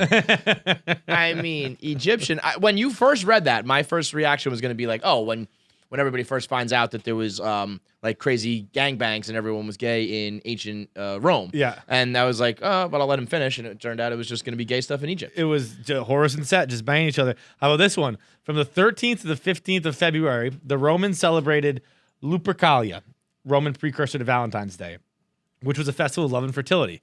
Priests would sacrifice a goat and then cut the skin into pieces. Part of this they would wear on their heads, and the other parts were cut into thongs. The men would run around the city of Rome naked, hitting as many women with the thongs as they possibly could. Being hit would help with pregnancy or becoming pregnant. So, depending on what the woman wanted, women were either deliberately standing in the way of men getting beat with goat skin, or they were trying to run away, and the whole time everyone was naked. That's a wild festival. That's like, I mean, it's basically Coachella, but it is actually more Burning Man than Coachella. I feel like the thought of being like a young girl in Rome, is this, or Egypt? This is Rome. Rome being like, I don't want to get knocked up. Like, no, stay away from me with that goat head. Get that thing. No, like chicks running away from the fucking flower. Yeah, or like the chicks who like knock people out of the way to catch it. Right, the same thing. Shit don't change, man. Well, it changed a little bit. But like, I mean, it changed how we did it. So you're catching flowers, same right? idea, slapped in the face with goat skin. Same shit. But it's the same practice. It is actually weird too. Where like, I wonder how much stock they put in these things. Like, was it just kind of like a funny cultural thing? Or they believe like we laugh at them, like they thought that would get them pregnant. Yeah. And like, well, see, in 50 years they're gonna be like, they thought fucking catching a flower would get them married. But like it's a fun thing for us. Nobody really takes that seriously, so maybe that's the same way for them. Yeah. But part of me thinks that like the more primitive you get, the more they actually believe in those customs. So it depends on where Rome was at. I always try to think they used of to sacrifice like humans, those ones. I like, imagine they actually believed in, because you're just killing a kid for fun. Hey, like, if we sacrifice this kid, it's gonna rain tomorrow. So let's get this head off him real quick. I always try to think of what is the thing that we all believe in right now that will be proven incorrect, that like history makes fun of us for. Like Like when everybody thought the world was flat, and like one dude was like, "No, it's not," and that guy ended up being right. And I try to and actually, so I was listening to the That fucking cell phones don't give you cancer, probably. But see, I feel like people are coming around. Like I think when that is proven true, people will be like, yeah. Yeah, You I know, thought like so. I kind of knew that. I you had know? a feeling, but it was easy. I didn't have to talk to my grandmother anymore. I just texted her. What if we always make fun of it? We always laugh. What if global warming is not real? What if they prove that wrong one day? I would be very surprised. That would be the one, I guess. I was listening to crazy Alex Jones on Rogan. He's such an asshole. But he, you know, according in his mind and who he's talked to, he's like, I have talked to scientists who tell me it is like 100%, you know, he said like 98% dependent upon the sun. And whatever the sun does is like, that's what's going to determine the planet, not like the humans with their cars. It's like one volcanic eruption and one like solar flare will determine everything. And I'm like, I don't fucking know. Alex Jones is an asshole. But I was like, what if one day we were wrong on that? I'm trying to think of what's something that we all I can't brush allow off you to as cite like, Alex Jones on here. no, I'm not citing him. I'm saying I'm trying to think of something I that gotta step up here a little bit. I'm not citing I was listening him. to Alex Jones. And he said, I can't believe people still. I can't believe Joe Rogan still gives him a platform. He even brings up Sandy Hook. He's like, Alex, you've been wrong on a bunch of things, like Sandy Hook, you know. And then, but he's like, but you're right on a ton of other things. Like you've been right on things that have like blown people's minds and changed like the way everyone thinks. I'm like, you can't just poo-poo Sandy Hook truthing. well, I mean, Alex Jones has just definitively in court argued that everything he says is a lie and an act.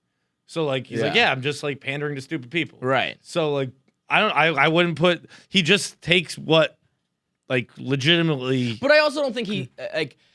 I think first of all that was a defense, and second of all, I think that's like I exaggerate things I do believe. Like I do believe he doesn't believe in global warming, and that he's citing this and maybe trumping it up. But I think if you ask him behind closed doors, he does not believe. I don't know. Once you use it as a defense in court, where you're like, yeah, no, like I just and don't get me wrong, people lie in court all the time. That's what so I mean. like, I think that's but, like- almost the opposite. I feel like if you use it in court, you're like, well, you're just saying that to like get off. I mean, but it wasn't a criminal charge, so maybe it's even more so is to see his children, Yeah. because they're like, you're an insane person. He's like, no, it's all an act. Yeah. But the like, I don't know. mean, Like, that once you motherfucker do- does not believe in global warming.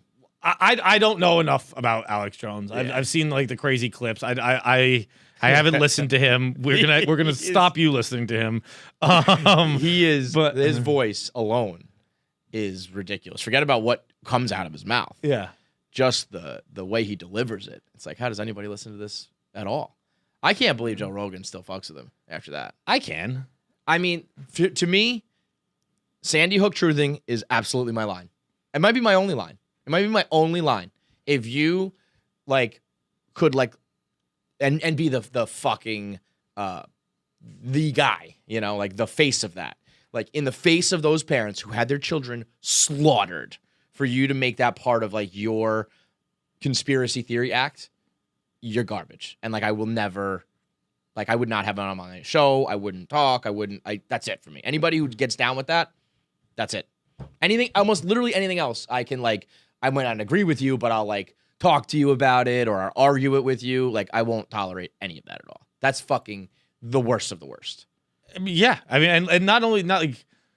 I mean, we don't have to get into an Alex Jones thing here, but like, not only did he like just like say it one time, like he encouraged people to harass the family. Yeah, that's what I mean. Like causing deep pain to the people who already were going through a whole slew of children being murdered. That's fucking insane that anybody tolerates that dude like on any level. Yeah. That's like, and then for like, you know, Joe Rogan or like, you know, if he does like the circuit of like deplatformed fucking shows, like whatever, you know what I mean? But it's like Joe to be like, yeah, I mean, you know, Alex, remember that time you were wrong on Sandy Hook, but let's talk about like Bohemian Grove where you were right. It's like, or not, or we could just fucking skip this whole goddamn thing. But when he was saying like, I don't know if there's any truth to the idea that like some scientists are just like I would have thought that every scientist in the world thinks that global warming It's is a thing. 99 to 1. So there's so it is like, Yeah. you know, still cockamamie idea that Yeah. like, but it has always intrigued me that they're like when they say like, you know, one volcanic eruption does as much damage as and it's always like, well, we should do, you know, our part, but also if it's all going to be erased anyway by like one natural occurrence, like what the fuck can you do anyway? I mean, you could try. You could try. Give it a shot. But would you really? I mean, just think about it in your regular life. If it was like, like don't get drunk today. Like don't drink. But like I don't know. At some point at 6 o'clock, like you're gonna get drunk anyway. It's gonna happen. So you're like, I'm gonna have a beer now. Like why inconvenience your whole life if like something naturally is gonna occur that we're gonna end up in the same spot anyway? I mean, what is inconvenience? You don't get to drink. No, I'm talking about for us. I don't know. Like, yeah, if we really had to, like, I don't know, stop driving cars. If we ever, like, if some of these, like, the environmental people was like, the carbon footprint has to be, 0. Like, well. If we had electrical cars, I'd be fine with that. Yeah. And, yeah, if they make it convenient. Right. But if they're going to inconvenience me. I guess. We got to stop listening to Alex Jones. What are you, like, are you arguing for global warming now? I'm saying if there's any truth to the idea that, like, natural things are gonna fuck the planet anyway, I'd rather not inconvenience myself. Yeah, like asteroids might kill us too, and like stuff like that. So I guess if that's the argument, like we can just do anything whenever. Yeah, but I'm saying if there are things that are more likely than an asteroid, which is a volcanic eruption. Saying, these guys, Tim Dillon, and then we're talking about like some like solar flares, like whatever the sun basically decides to do, and volcanic eruptions and things that I guess just occur more like cyclically. Like asteroid, I don't know, it's happened like once, but I just don't know if I want to get down with the whole fight against climate change. That's become clear. Yeah. Do you? Listens to one podcast and we're like, fucking burn this place down. No, I mean, it's not because of the one podcast. I'm saying, I guess you're Mr. Environmentalist now? I'm not, okay. I guess we're going to stop the carbon footprint here. I'll just do what I can. Like, I'm not going to do for the solve environment, it, John? But like, how do you stop the environment? I throw shit in a recycling bin. Like, well, we're going to pat you on the back. I'm not asking for a pat on the back. I'm just like, I don't know. I'm not going to be like, well, fuck it. Volcano's going to erupt one day. Yeah, all right. Johnny Footprint, Johnny Carbon. I mean, I'm not Captain America. I'm just like, you're like, I listen to Alex Jones and I don't fucking care about like global warming anymore. Captain Planet, not Captain America, Captain Planet, whatever. Not you. You can't even talk about Alex Jones. What do you mean? Like, I'm not listening to Alex Jones. I'm saying like there's a broader discussion, but it's not like I'm listening to Alex Jones.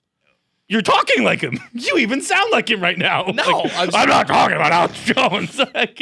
You got a much deeper voice. You became Alex Jones right there. I'm saying if there's any truth to the idea that we can't stop what's happening, I don't want to do all the climate change stuff.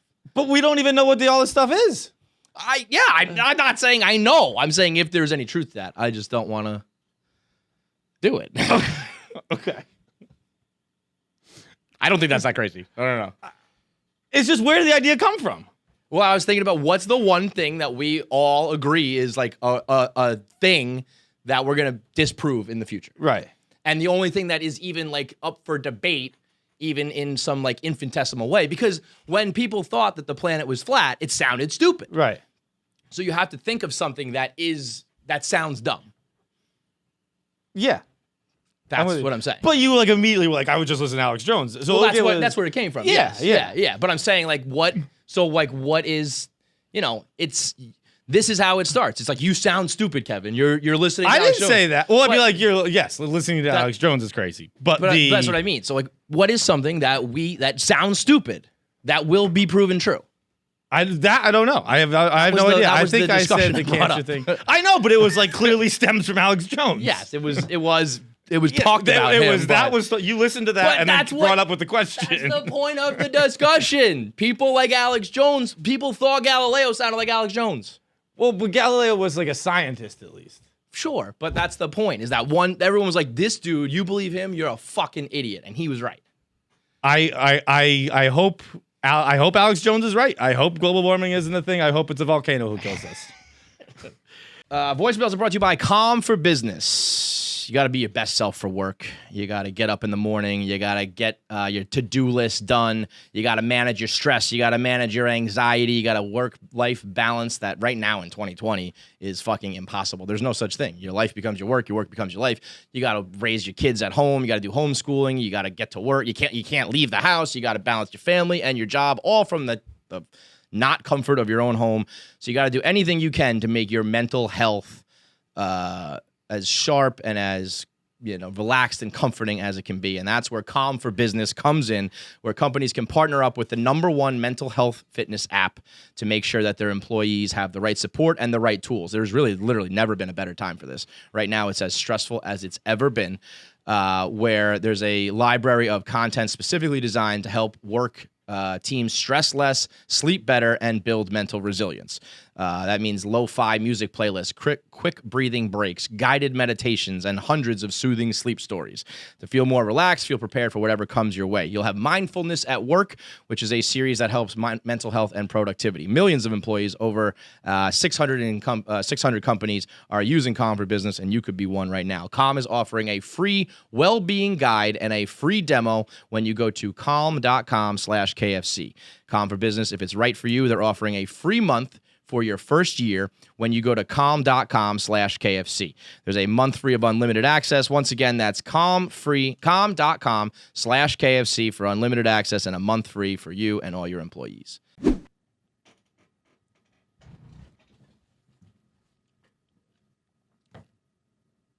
What's up, guys? Got a hypothetical for you.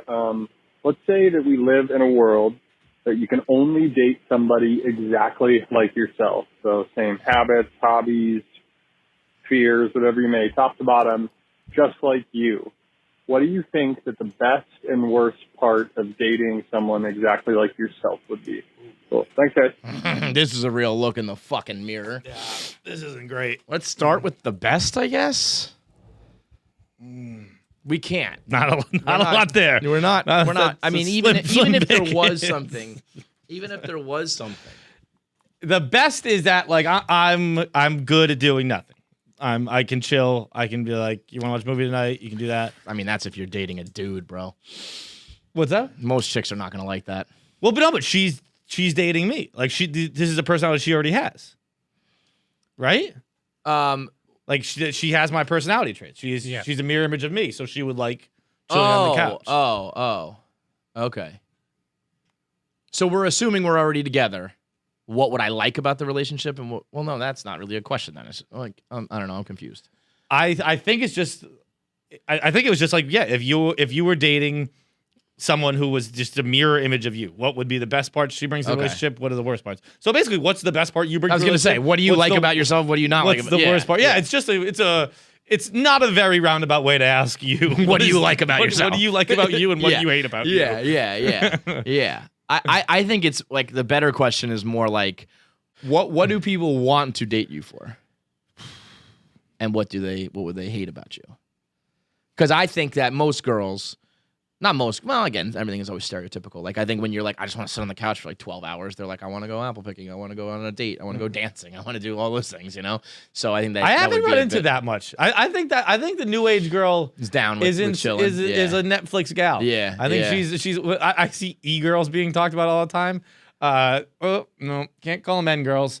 What's an N girl? Netflix girl is what I meant.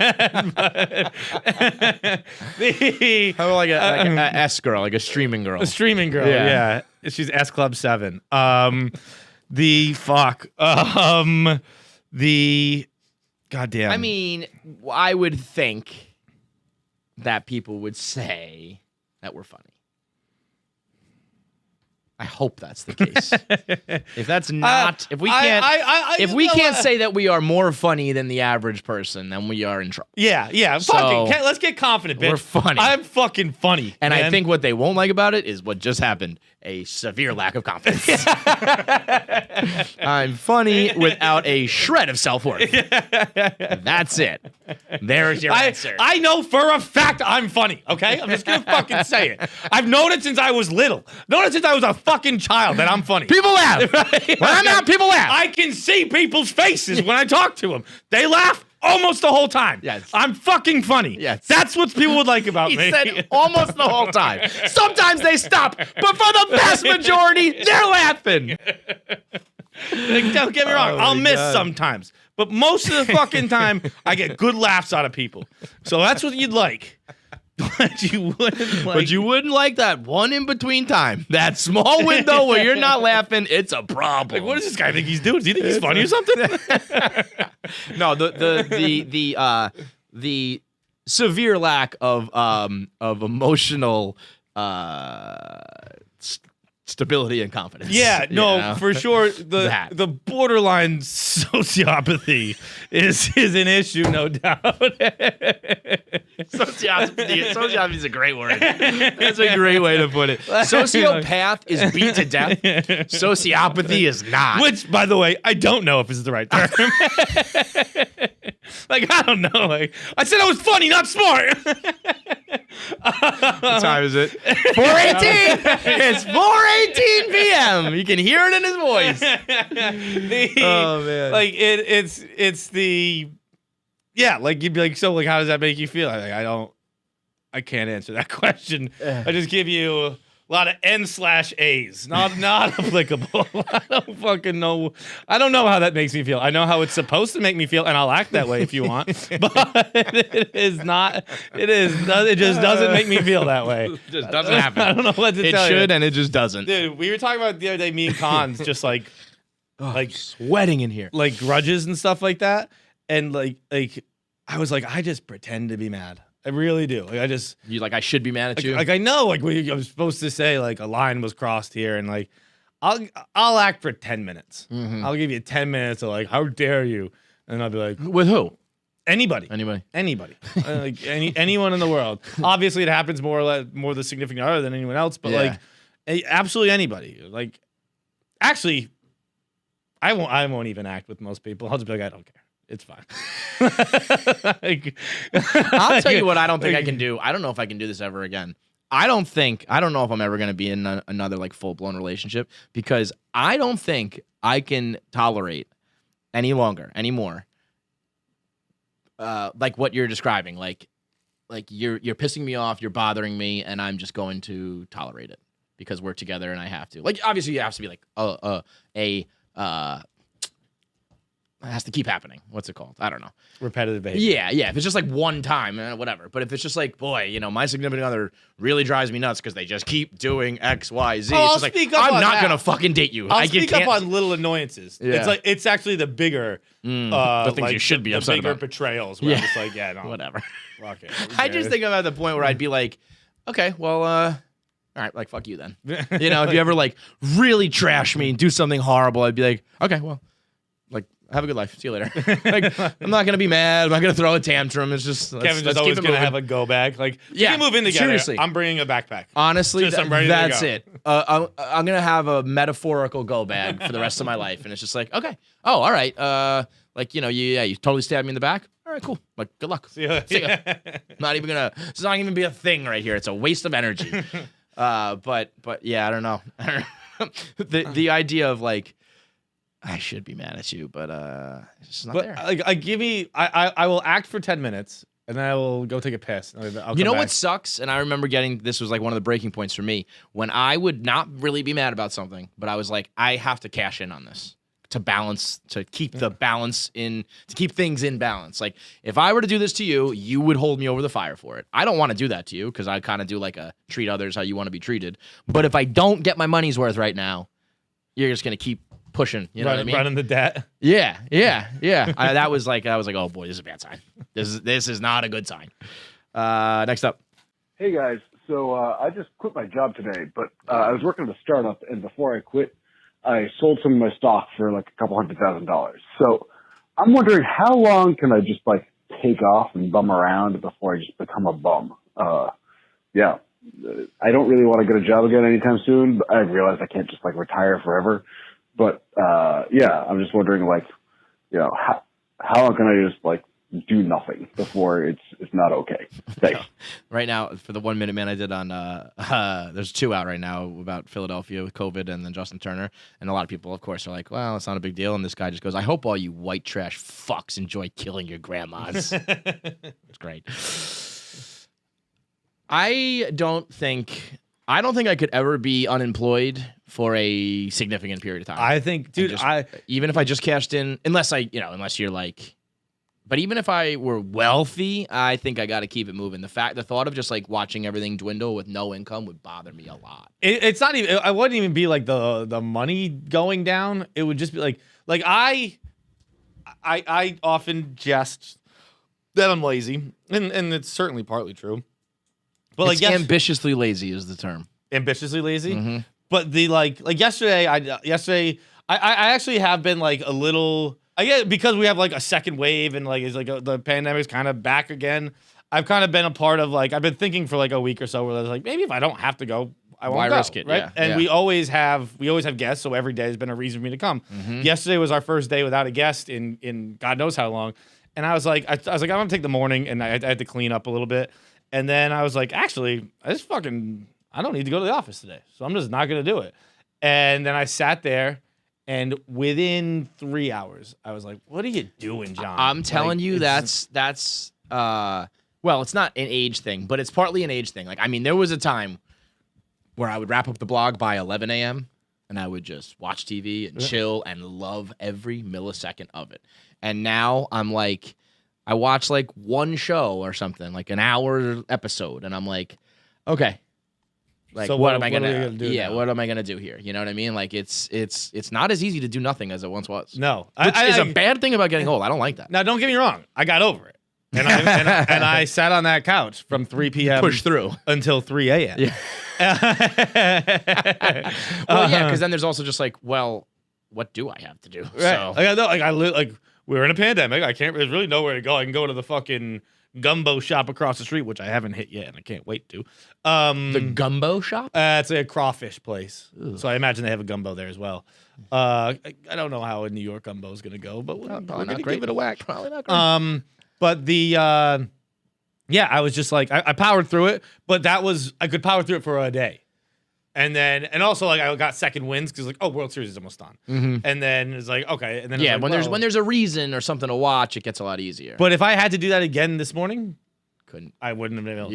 Yeah. So like, I don't know. You don't have to.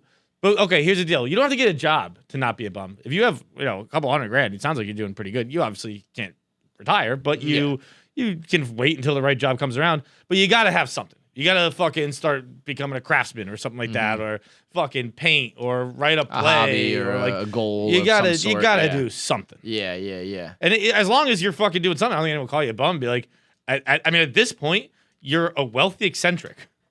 Yeah. Right? You know what? If your goal could be to put out that vibe, you know what I mean? Yeah. If your friends are like, yo, you heard like John just like sits in this like he bought this like palace of an apartment. He sits alone and we don't even know what he does. And you're achieving something. Right. You're That's like, an achievement. What is that guy? Yeah. up to? There's some intrigue and interest behind it. I don't think you're gonna Yeah. get called a bum anytime soon. No, because you keep showing up to parties like dressing weird and cool and spending money. Yeah. You can't be a bum. You can be You unemployed. can be but you super can fucking bored. Yeah. But I think boredom will win out before the shame of being a bum does. Yeah. I think Well, like- and if not, I mean, you might just be a fucking lazy son of a bitch. But just, I think that's like what you said. That's the opportunity to just get a little choosy and go get like the job you really want. Right. So take that time, but keep looking for that job that you want rather than just sitting there doing nothing. I think you sounds like you're doing great. Sounds like you're doing just unblazing, sweetheart. Unblazing. Unblazing. Unblazing. That term is unblazing. Sociopathy is unblazing. Would you say sociopathy? Right? Sociopathy. Let's see. Can we get a word check I think on that's. that? I can't imagine. No, Zach's just like nah. Sociology.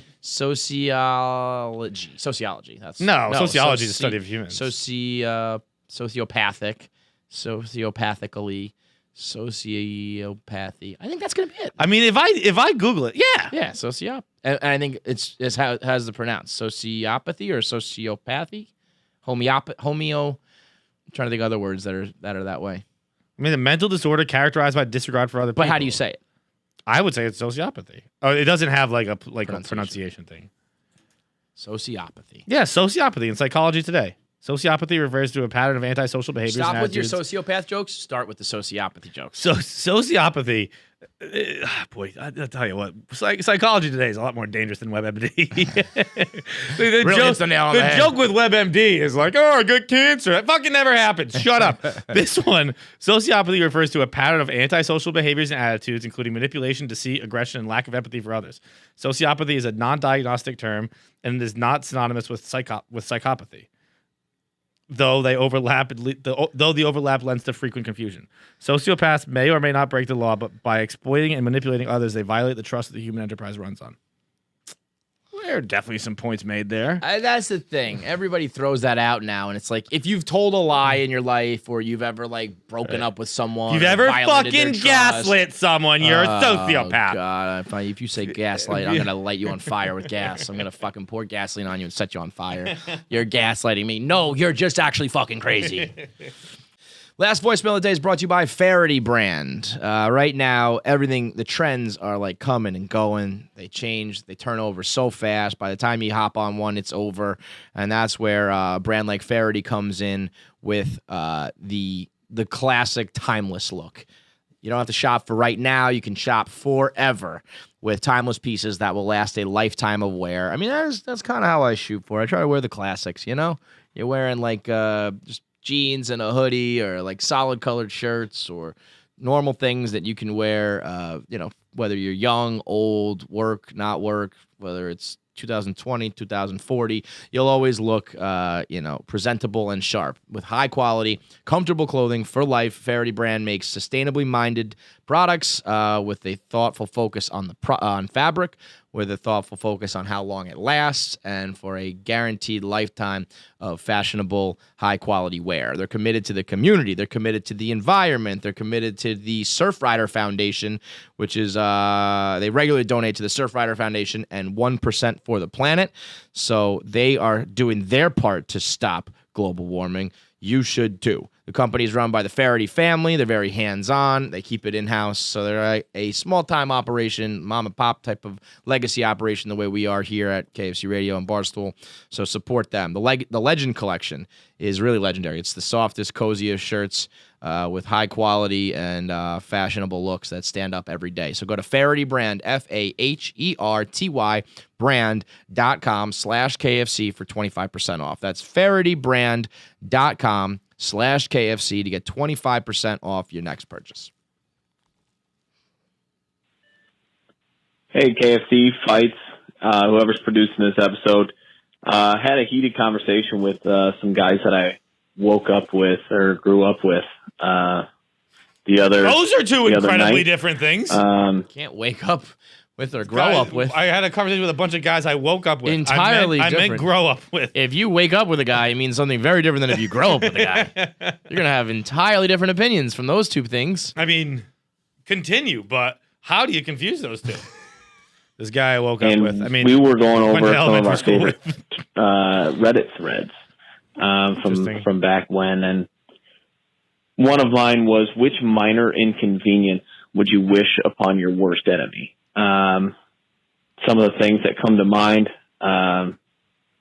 mistying your shoe the first time you go and tie it, every single time missing the first or last step, every single time you go up and down the stairs.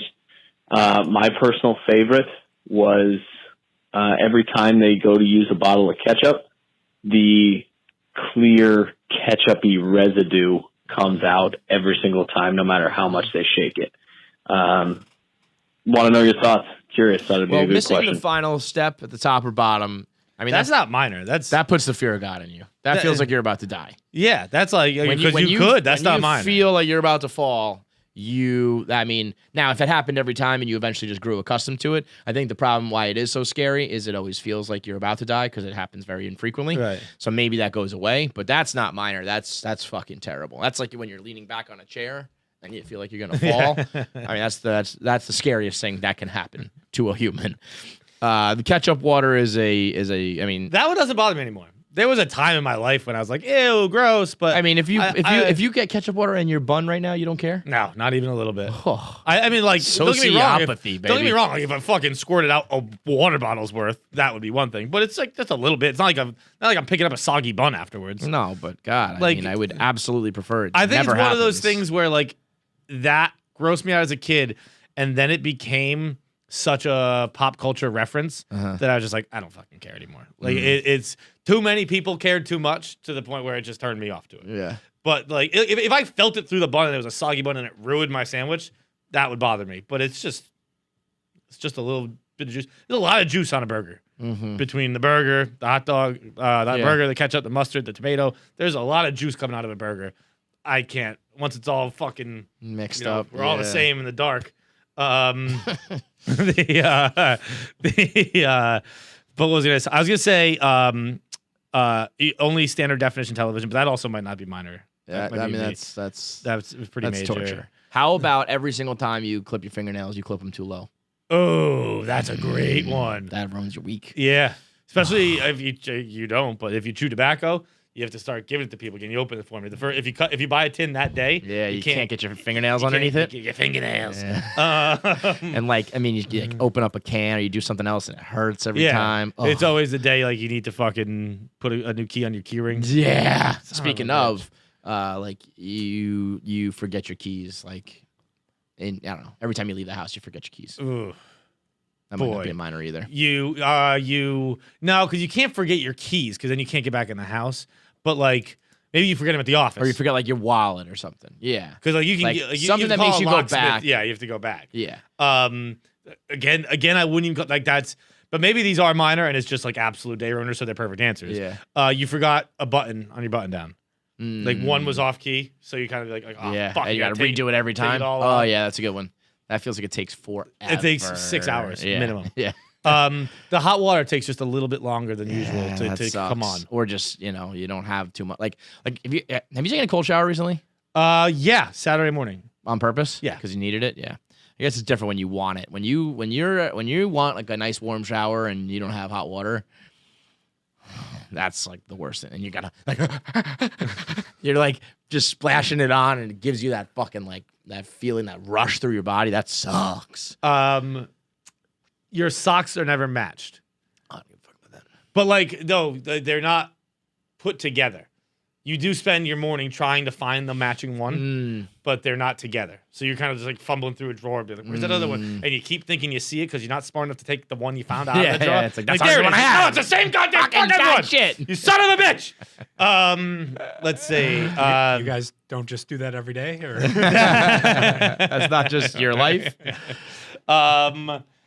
Minor inconvenience. Like once a week your you get internet gonorrhea. is just like your buff. You go back to the buffering days. Like everything just that takes was one I thought of a but little then again, longer I was like, is to that, load. That is definitely. When that's I like- have slow internet now, like if I or like sending a tweet when the bar goes like all the way and it just kind of stops and like slow internet now is unacceptable. You know what? It's not slow internet. It's inconsistent internet. Yeah, like spotty. Like the 95 corridor. Whenever I'm taking the Acela up home, it is like there are spots where it's just like it just doesn't work. Yeah. And it's crazy because it's probably the most traveled corridor in the country. Right, Like right. and it's not probably. It's definitively the most traveled. Like fucking Boston to New York to Philly to DC is. I'm gonna go to 100% chance. That is where the most businessmen travel. Yeah. And where it is just You need the internet. definitively necessary to have phone that works. And for some reason, it's only with me, but my Wi-Fi, be it phone, be it laptop, never connects on the train. My girlfriend and Casey say they never have had a single problem, which infuriates me more than you can even fucking imagine. See, that's why it's a good Yeah. inconvenience. But then like Everyone so, else's like, internet works, but not yours. So I just have to use just my fucking data, and it just like there'll just be stretches where I'm just not allowed to watch. I'd rather be like I'd know I don't have it. Yeah. I'd rather know Than like it is constantly not going to work checking. on this trip. Yeah. Rather than like not back yet. Yeah, Not back yet. yeah, Not back yeah, yet. yeah. That the inconsistency is what infuriates. Forever 'Cause if I knew checking. I didn't have it, I'd just fucking bring a book or some shit, You do get a some men's health, non-internet and, shit, but there's always the like, chance right, that you like- might have it. and you The worst. can't stop looking it up until it's back. Those are like life ruiners. I don't know if those are minor inconveniences. All right, let's get into our interview. We got Brendan Sagalow, who is, I say with love, he's Fat Feidelberg. He's just Fat Feidelberg. I got a lot of those comments last night. He's on Yeah. Answer the Internet too. Go check that out. It's very funny. Also out right now is Behind the Blog featuring Roan. Parts 1 and 2. It's from Barstool Gold. So some of you, a few select of you, have probably seen it already, but the vast majority haven't. So if you want to get the whole story of who Roan is and how he came to be here at Barstool, go check out the KFC Radio YouTube. Every Wednesday night, we're doing KFC Radio Primetime, where either One Thing I Learned or Behind the Blog or some other sort of video is premiering at night, 8 p.m., where you can hop on YouTube with us and chat in the comments. Every time the video premieres live, we're there to watch it as it first comes out. So Behind the Blog with Roan coming up soon. There'll be a new Behind the Blog with Robbie Fox, which was an unbelievable interview. Get to know Bob even better than you already do. And, of course, we'll have a new One Thing I Learned coming out. So check out the KC Radio YouTube, subscribe, and check out Answer the Internet with Brendan Sagalow. Right now, the interview is brought to you by Miller Lite. Seems like a guy who likes to kick back and have a couple cold ones. If he's anything like me, that's exactly what he is. Listen, life's complicated right now, but it ain't complicated with Miller Lite. Nothing complicated about Miller Lite. It's just good old fastball, straight down the middle, you know? That's it. You know what? Miller Lite's like Blake Snell, just cruising through the game. Don't take it out. Don't be Kevin Cash. Don't go get some like craft this or mixologist that. Just stick with Old Faithful. Because guess what? If you do that, people don't like you as a person. They really will hate you forever and ever. Like that's one of the stereotypes that hold true more than anything else. You're a beer snob. You're an asshole. Yeah, just like you are an insufferable dick. Just Yep. drink the beers that have been good Forever. ever. There's a 'Cause guess reason why what? like 60 trillion people like Miller Lite. Because your beer just isn't good. Right. You just think it gives It's you different. this fucking attitude about Right. you. And it does. You know what it and is? It's you that are shit. They put it in a stupid cup. They put it in one of those like snifter cups. Or, Oh, you yeah, know, yeah, it's yeah. got like a stem and the curve to it. It's like, just give me a fucking pint of Miller Lite because that's how the fucking world rolls. There's a reason why the whole goddamn planet likes it. There's multiple reasons why. It's great taste. It's less filling. It's only got 96 calories and 3.2 carbs per 12 ounces. It's brewed in Milwaukee, Wisconsin from the Miller Brewing Company. And so as long as you're celebrating responsibly, like the other 90 trillion people who like Miller Lite, you too shall have a good time and enjoy yourself. Go to MillerLite.com/KFC to find the delivery options near you. That's MillerLite.com/KFC. You can find all the delivery options to get Miller Lite sent right to your door. Brendan Sagalow, what's up, buddy?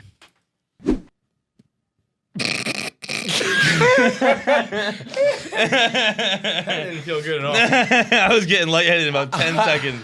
I was ready to go right away. You know what I think I did?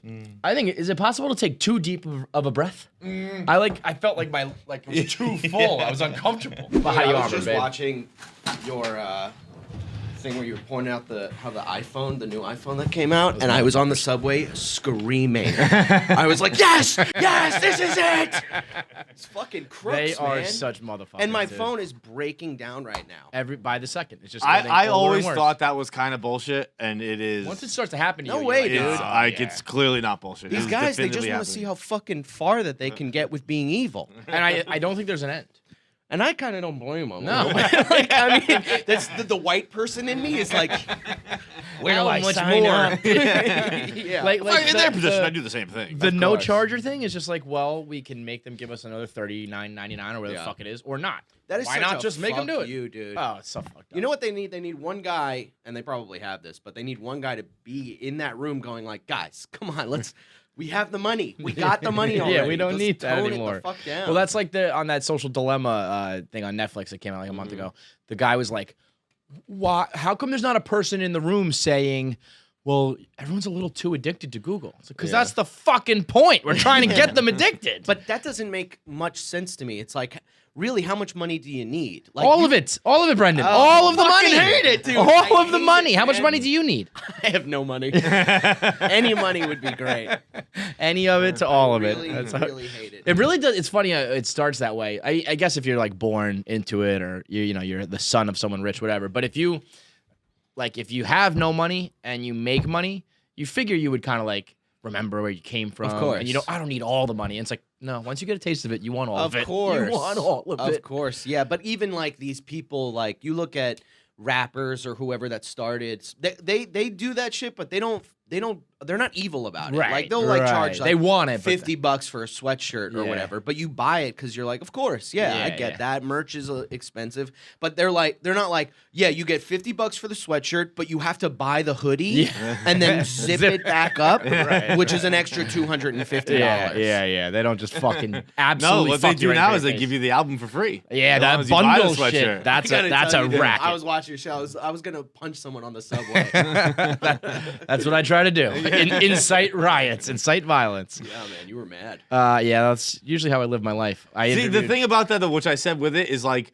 it's nice to have a free one, but I have 17 iPhone chargers. I have chargers in every outlet in my house. I don't really need another one. I don't think they're doing this to save the environment or anything like that. No, of course, but never. but like I mean, I have as long as you're not changing what plugs it in. I have a million. know that they are, though. Apple. They are? Yeah. No, like the new one has a new charger. Really? Shut the fuck up. Is it like the magnet Shut up. behind the thing? It's something, right? It's like the new. There's like it is the magnet one where you don't have to like plug it. You can kind of just get it close to it, But it's new, yeah. I'm gonna. So you don't have. So an I iPhone don't. charger. Yeah, you are wrong. Son. You goddamn motherfuckers! I was defending you. Right. I was rooting for you, you sons of bitches. Tyra I Banks. knew you weren't doing it for fucking the environment, but I was like, look, I get it. I have a million. Everywhere I go is a fucking iPhone charger. I have to have a new fucking one, Dude, I sometimes Guess who just woke up?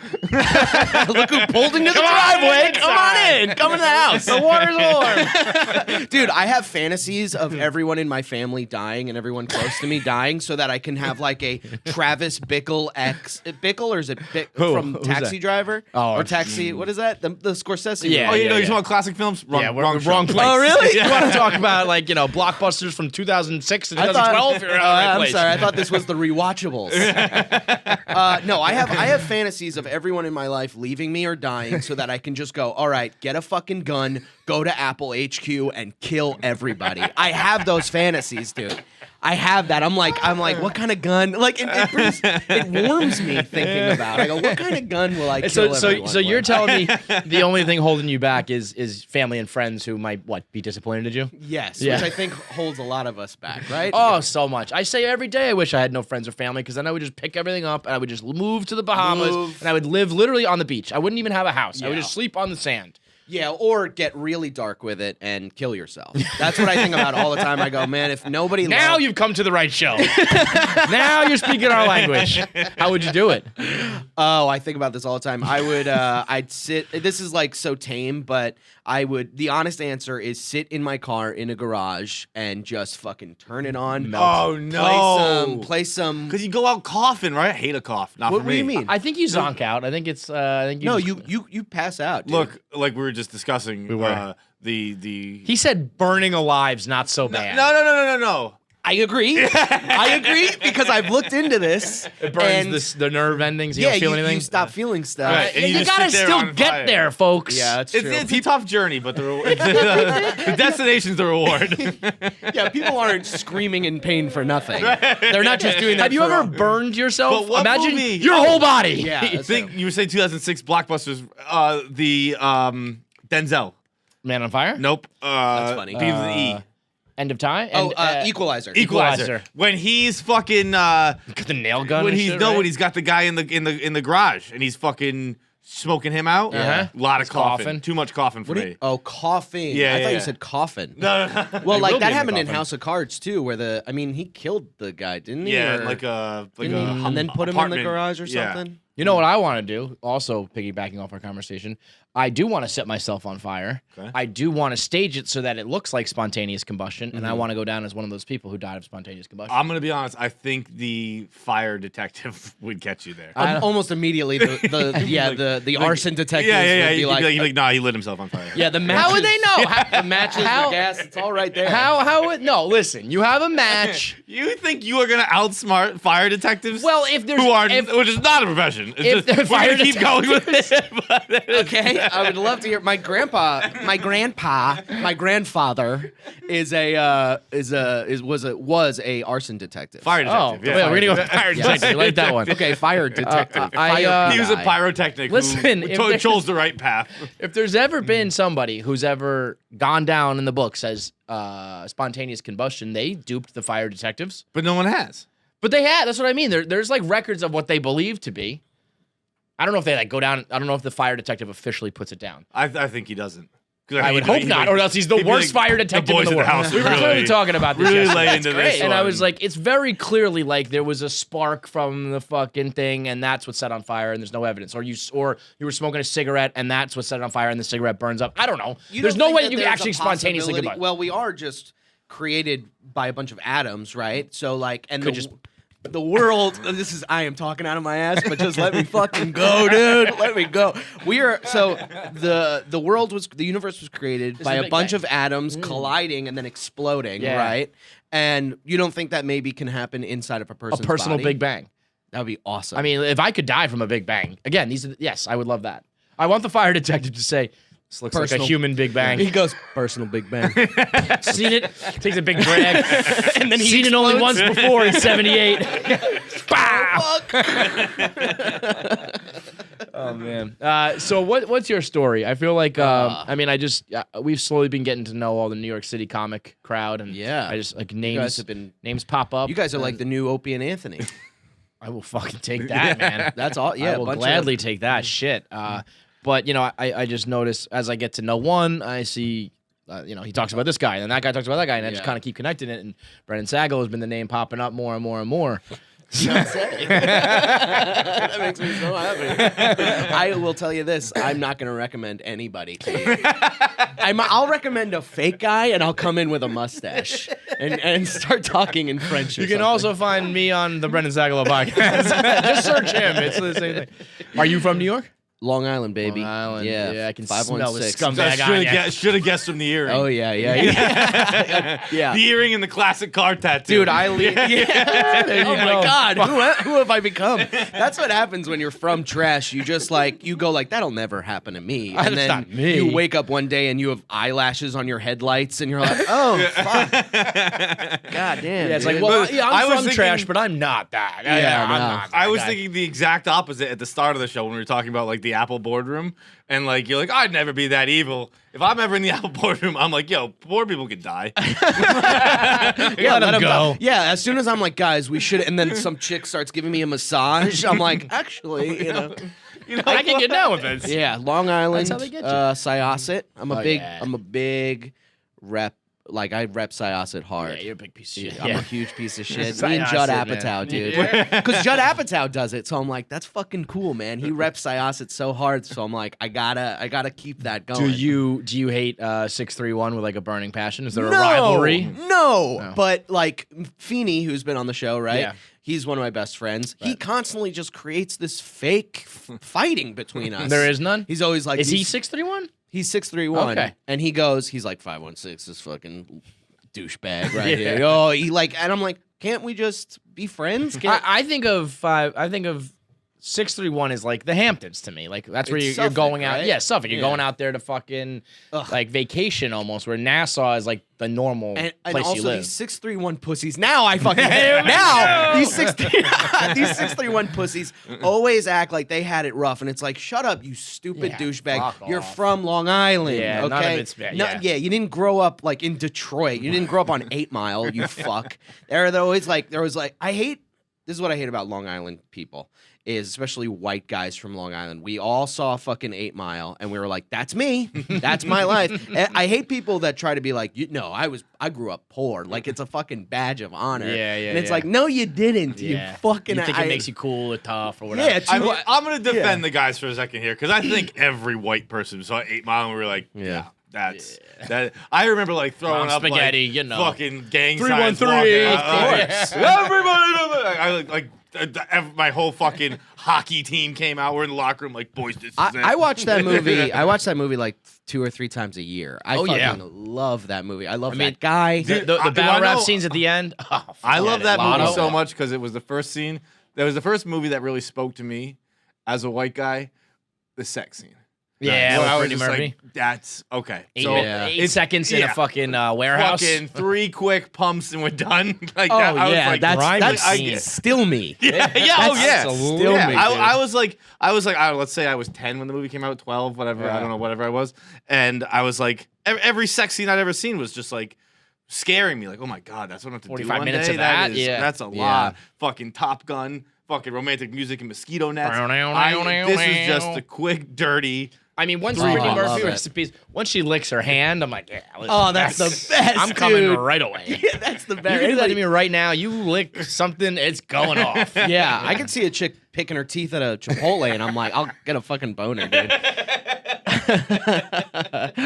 I love that movie. And it's also so funny, like you meet all these like, especially comics. We all think we're a rabbit. We all think we're always like, yeah, my time will come. Right, Everybody, it's right. so cringy, It's like, man. probably not, man. Probably not. Nope. You know? No, it'll never happen.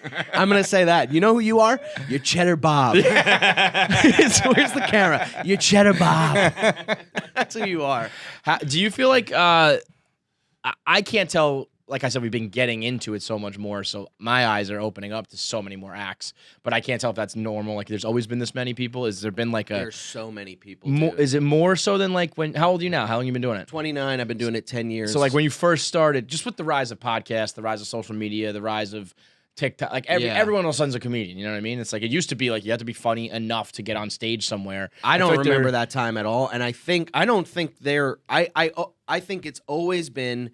There's the people that are half-assing it, and then there's the people that stick around forever that are bad. Yeah. And you're just like, you know, the people that you don't want to, I would never want to tell anybody to quit. Mm-hmm. But there's people that you're like, you should stop. Yeah. Or if you want to be, Do a work in hobby. another way, do something, write a script or something. Like, stand-up is not for you. You can be funny and it's not necessarily stand-up. You know what I mean? Like, it doesn't Of necessarily mean you're course. not talented. It just means you stink at stand-up. Yeah, there's people with no personalities that are doing stand-up, and it's like you got to have at least a little bit of a personality, even if you're like your thing is that you don't have a personality. Right. Those guys have personalities, Right. By not having yes, it's very like I can't imagine. I've always preached that that I think self-awareness is like the most important thing in the world for sure over every other personality trait.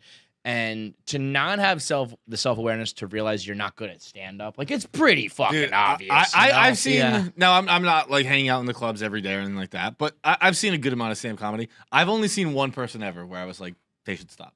Yeah. There have been times where I was like, oh, I could tell like there's something here, or whatever. Are they famous or are they just like No, a person no, you're it was like, Zany- wow. It was Brendan Zany's Sagalow. it was at Zany's in Chicago.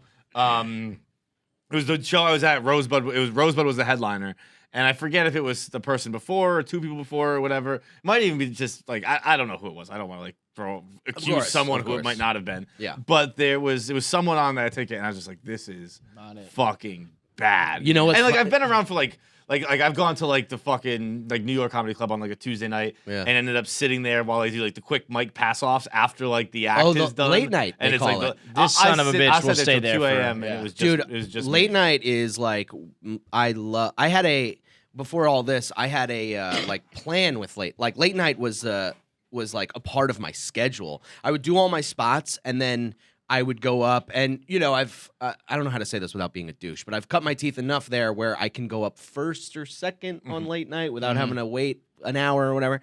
So I'd do all my spots. In my last spot, I would take like a 65, 80 milligram edible, and I would just start sucking God's dick. And I would go to late night, and I would just have these like thoughts and things going like this and everything. And I would record myself, and just it would like it was. I found better taglines and punchlines just by being incredibly high and going to this place that does not matter. Right. Because the guy after you's been doing it for like 2 years or whatever. It's the best. It's like, I I'm love too high to late function, night. but you suck. So whatever, man. I love late night. That's dude. actually, I feel like that could be a thing in its own. Like if you film that and put that out, be like, I get super high and do late night, and this is what comes of it. I would watch the shit out of that. Yeah, like a one-time special of just like here's the male brain when it's completely unlocked, and you're late night in the New York City club. Some shit comes out. It's hard to toe that line though of being like the weed guy. Yeah, because without that being is an asshole. so annoying, dude. Yeah. Or it's also like I remember when we first started this. I think like one time around Christmas we tried to like we were drinking like eggnog and wine and like let's get drunk and do it. And it's like drunk podcasts suck. It sounds like it's a fun idea, and then you realize anytime you've ever been the sober person around drunk people how much it sucks. Like that's what it just would be for the audience. Totally, Like, this dude. idea is terrible. Yeah. Any drunk podcast that's ever It is happened god is awful. just the fucking worst. But high is a little different. High. I'm high for everything. So Yeah. except for now, I've actually like I've told myself stop buying the weed. Just fucking relax for a little bit because I'm spending all of this money and I'm just high 24/7. I would be like so shut down right now. I'd be saying things like that you don't fucking get, and you'd be 20 seconds would go by and you'd be like, "Well, that was the show, everybody." I would love to thank Brendan Sagalow for being here. I still don't understand how people do it. Like I can't function high. I can't like be high in public. It's not. I'm not weird or anything like that. I just fall asleep. Yeah, I go I sleep. Yeah. I smoke weed every night, but like I am in bed. I'm unconscious within Well. 25 seconds. I was buying weed the other day. I went to a dispensary for the first time back home in Massachusetts, and like the girl was like pitching me like I was like fucking buying a car. Like she's like, "Oh, you want to get the King Louis? This shit fucking slaps, dude." And I was like, I just want to go to sleep. Like, I just want to sleep peacefully through the night. Yeah. Well, like the reason I don't sleep is because I get up, I smoke a joint, I get my coffee, and I just have a coffee while I'm smoking a joint, and it is That sounds delightful. Oh, it's the best, dude. And that's how And Chris the Farley died, balance, right? yeah, of course. Just ripping your body in multiple directions. It's amazing. Can I tell you how bad I want to go out like that? I want to go out like Farley. I want to go out too soon. I want everybody to love me after, like not like it would matter, but I want to. That's how I want to go. I mean, he probably would have gone on to just continue to do everything with Adam Sandler and make a boatload of money and all that, but he did go out with this fucking status, Huge this bang, legacy. yeah. You know, it's like Who knew? You think about that with all these guys, where it's like, where would you be? Who would that person suck? yeah. now? Well, I say it with the rappers all the time. It's like by now Biggie would have put out like 3 albums that kind of suck. Yeah, you know, same he with probably Pac. would try to do some auto-tune shit and like miss the mark, and instead it's just like too unbelievable. You go out as like this fucking tough guy, Yeah. and you're done. You know? Yeah, even with like Eminem, like say what you want about him, but you know his newest albums aren't as good. No, they aren't he as should good. have stopped several ago, probably. But if everybody, you know, if he died at like 28 or 30 or whatever, right after the Eminem show, they would have been like, oh my fucking god. I mean, he's Yeah. still like a god. Absolutely. I think he gets a raw deal. I know his new shit's bad, but that doesn't make his old shit. Well, I thought bad. Kamikaze was fucking. Yeah, good, he and, kind of like the- bounced back. that He'll last one he'll was- just never be able to. Even if the album's good, it just won't ever be the same. There's just no like heart in it. Anymore. Yeah, I mean, it's once just, it's you- all skill now. Right. Yeah, he's just kind of running up the score. Like, look how fast I can rap. Look at the wordplay, whatever. But he had it, man. I mean, he had fucking Congress talking about him. Dude. When they're scheduling like congressional hearings because of your shit, Yeah. you know, as a rapper, that's like, you're not getting any higher than And that. I was thinking about this the other day. That was only like his reign was 6 years. Yeah, it was tops. quick. It was Yeah. 99 to 2005. Jammed it in. Nothing. That's Right. nothing. Crazy. It's yeah, crazy. like the longevity is not what he'll be known for, but everything else was fucking great. But I think with comics, as you get older, you're better. You know, like Yeah, yeah, yeah. you know, you know, you look at someone like Louis or whatever when he's 45 or 42, he's amazing. Mhm. But then you watch his old stuff, and you know, you're like, okay, this is good. But It's not. because you get old as a comic, you're just angrier and angrier, Yep. and or Yep. more bitter, or you don't like your life. All the things that make you funny happens as you get older. Is that fucked up? I mean, like, do you have to really be? I feel like it's almost like a cliche that you have to hate yourself or go through trauma or whatever. And like, Yeah. I think it might have been DeStefano. Somebody was like, "Nah, I've had a pretty like good life." Pretty, Yeah, of course, you Chris is doing great. know. Yeah, I'm like, yeah, look at you. You fucking, chiseled from stone. You look beautiful. You got the hair. Yeah. Nothing's hard for you. You're just funny fuck. I don't know. I Most also- other people, but though. also DeStefano is mentally ill in a way. Yeah, you yeah, talk to him, you know, like he's as crazy as anybody Yeah. else. Oh, So- he's. I So think it's not I don't like think trauma, it was but DeStefano it's- said that. DeStefano told us he thinks he was raped as a kid. I think I was too. Actually, I think I was molested by my cousin. Stefano's like, I literally, Maybe he not, could have been Chris. doing a joke. He seemed pretty sincere as he's doing it. He's like, I He remember definitely going got to fucked Father, as an altar Father boy. John's office, and Yeah. I just don't remember anything else after that. Right. Okay. So maybe, yeah, he did. He did say that. He did say he just that wasn't blacked all fair. out. That was on this podcast, Yeah. so we're not speaking out of school here. Yeah, but said he was like, an altar boy, then he just he's like, suppressed yeah, him. I just forgot everything that happened after that. It's dark. Maybe it wasn't Chris. It's dark to forget the thing after, because I think my cousin touched my dick, which is like a molestation. But I mean, But he it's your did- he cousin. did How tou- old? We were like 8-ish. In your same age? He was about he was He was old enough- 23. he was old enough to know not to do that to a kid. So I'm not gonna give him the out here, but it was Do like you the- still associate we with his don't- cousin? No, he was Okay, a good. step cousin anyway. So you know, my face. I think I saw this on Pornhub. I just start crying. No, he just like, we were just sitting in bed and we couldn't sleep, you know, at a sleepover or whatever, and he was like, what does your dick look like? And I was like, you know, it's It's like a kid's dick. Yeah, it looks like an 8-year-old dick. Decker. Yeah, and he was like, "Let me see," and I whipped my dick out, and he started touching it, and I was like, "Okay, We'll edit this out. Hey, you don't have to edit this out. I want the world to know. I have problems. This is what gets you to the top, baby. Yeah, give me a television show. I also have problems. I'm a straight white man who was molested. So Oh, there's a little got twist to it. Oh man, yeah, that's why we're not stand-ups. We didn't get jerked off by our cousin. By the babysitter. Yeah, Did you? So you don't have an excuse. I do. did. I was Oh, never raped. He got raped by a babysitter. No doubt. I'll touch you guys if you want. Now that, I was a 36-year-old man and Brendan Sagalow raped me. So now I'm going right to the top, Look, baby. I don't think you need to be you don't need to be miserable to be a good comic, but it helps. It helps when you come at stuff in this you have to have a smile on your face. You can't be fucking unlikable. Right. You see all these comics that are going up and just being, and people are like, what is this? Yeah, there's a difference between being, I guess, maybe critical of shit and whiny, Like you go up there with a chip on your shoulder and you're like, fuck this, fuck that, and you can do it in a funny way. But if you go up there just like, well, Yeah, at least appreciate where you are and that people are watching you. You have to appreciate bring that a some little charisma. bit. Yeah. I heard someone once say that the audience is stupid and blah blah blah. That was their whole thing, and I was like, that's why you're not making it. Yeah. Because you're a fucking idiot that thinks the audience is not your friends. Mm-hmm. You have to go up and be like, these people are here to see comedy. They're my friends. And, we're buddies. Unless they're awful, and then but even when your friends are awful, you're like, you fucking suck, dude, and then you can leave. Yeah. But if you're going up as I'm better than the audience, it's They're you're gonna know and they're gonna hate you're gonna be unlikable and you're gonna fail. Yeah. Not to.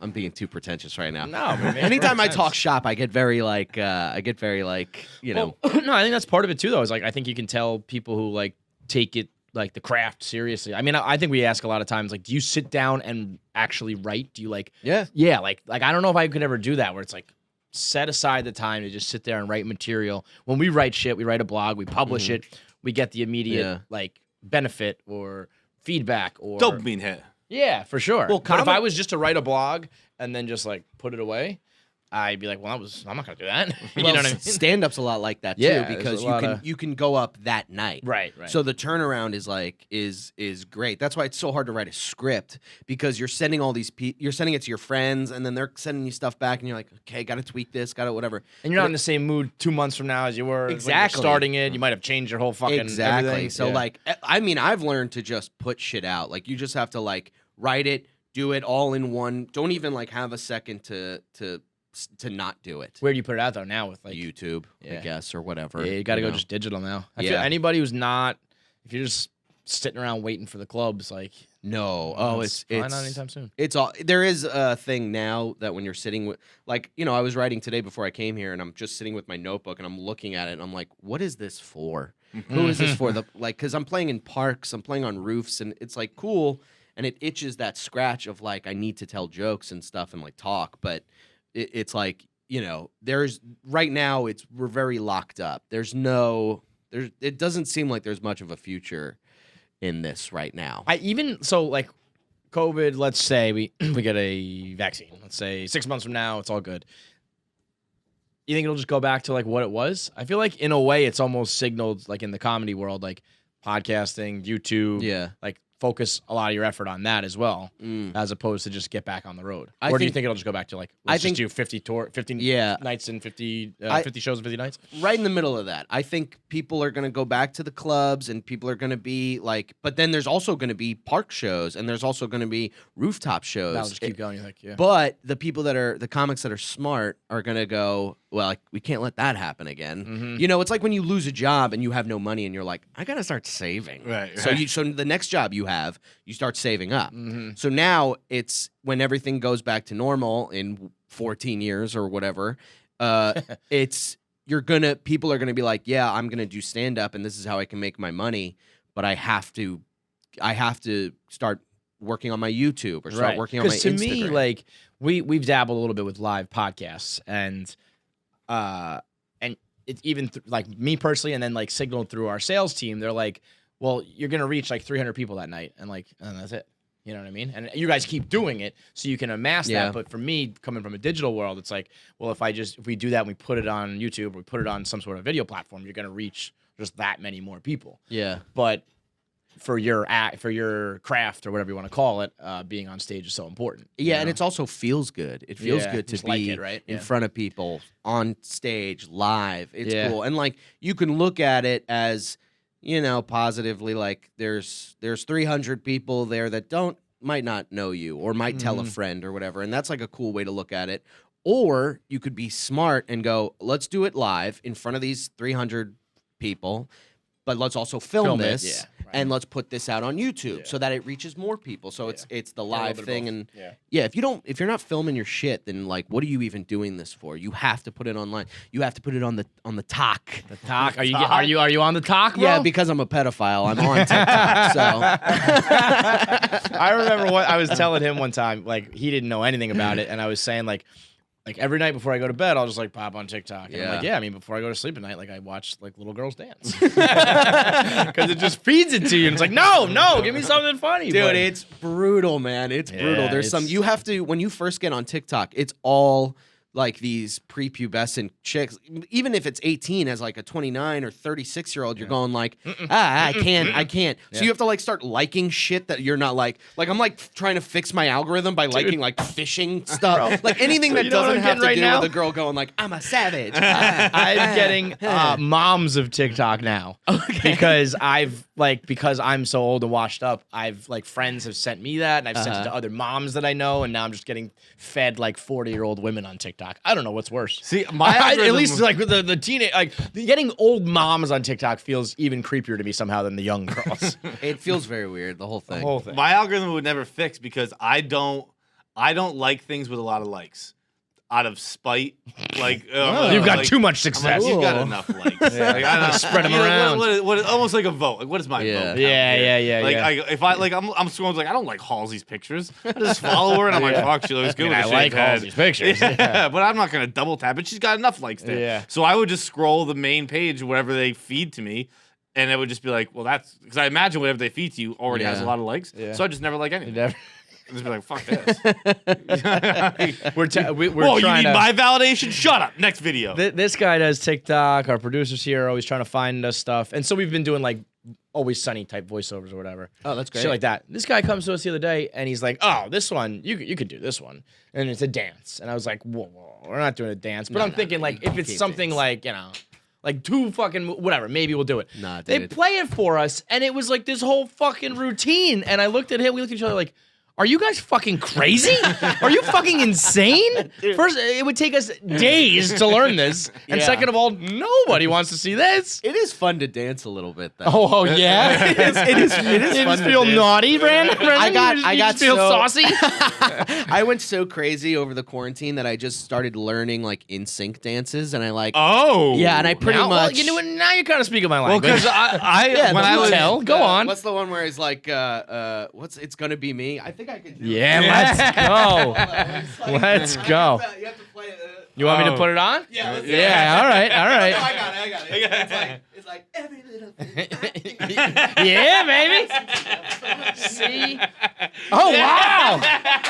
See, that should be on the talk, bro. That should be on your TikTok right there. That was fucking That was impressive. unbelievable. That was When I was impressive. a kid, my sister used to take hip hop dance, and I had her teach me the bye bye bye dance. Mm-hmm. I don't remember anymore, but it was like we had it. I was like so embarrassed about it. Like I was like, I don't know. I was 10, let's say, Mm-hmm. and I was like so in my own head that I was like.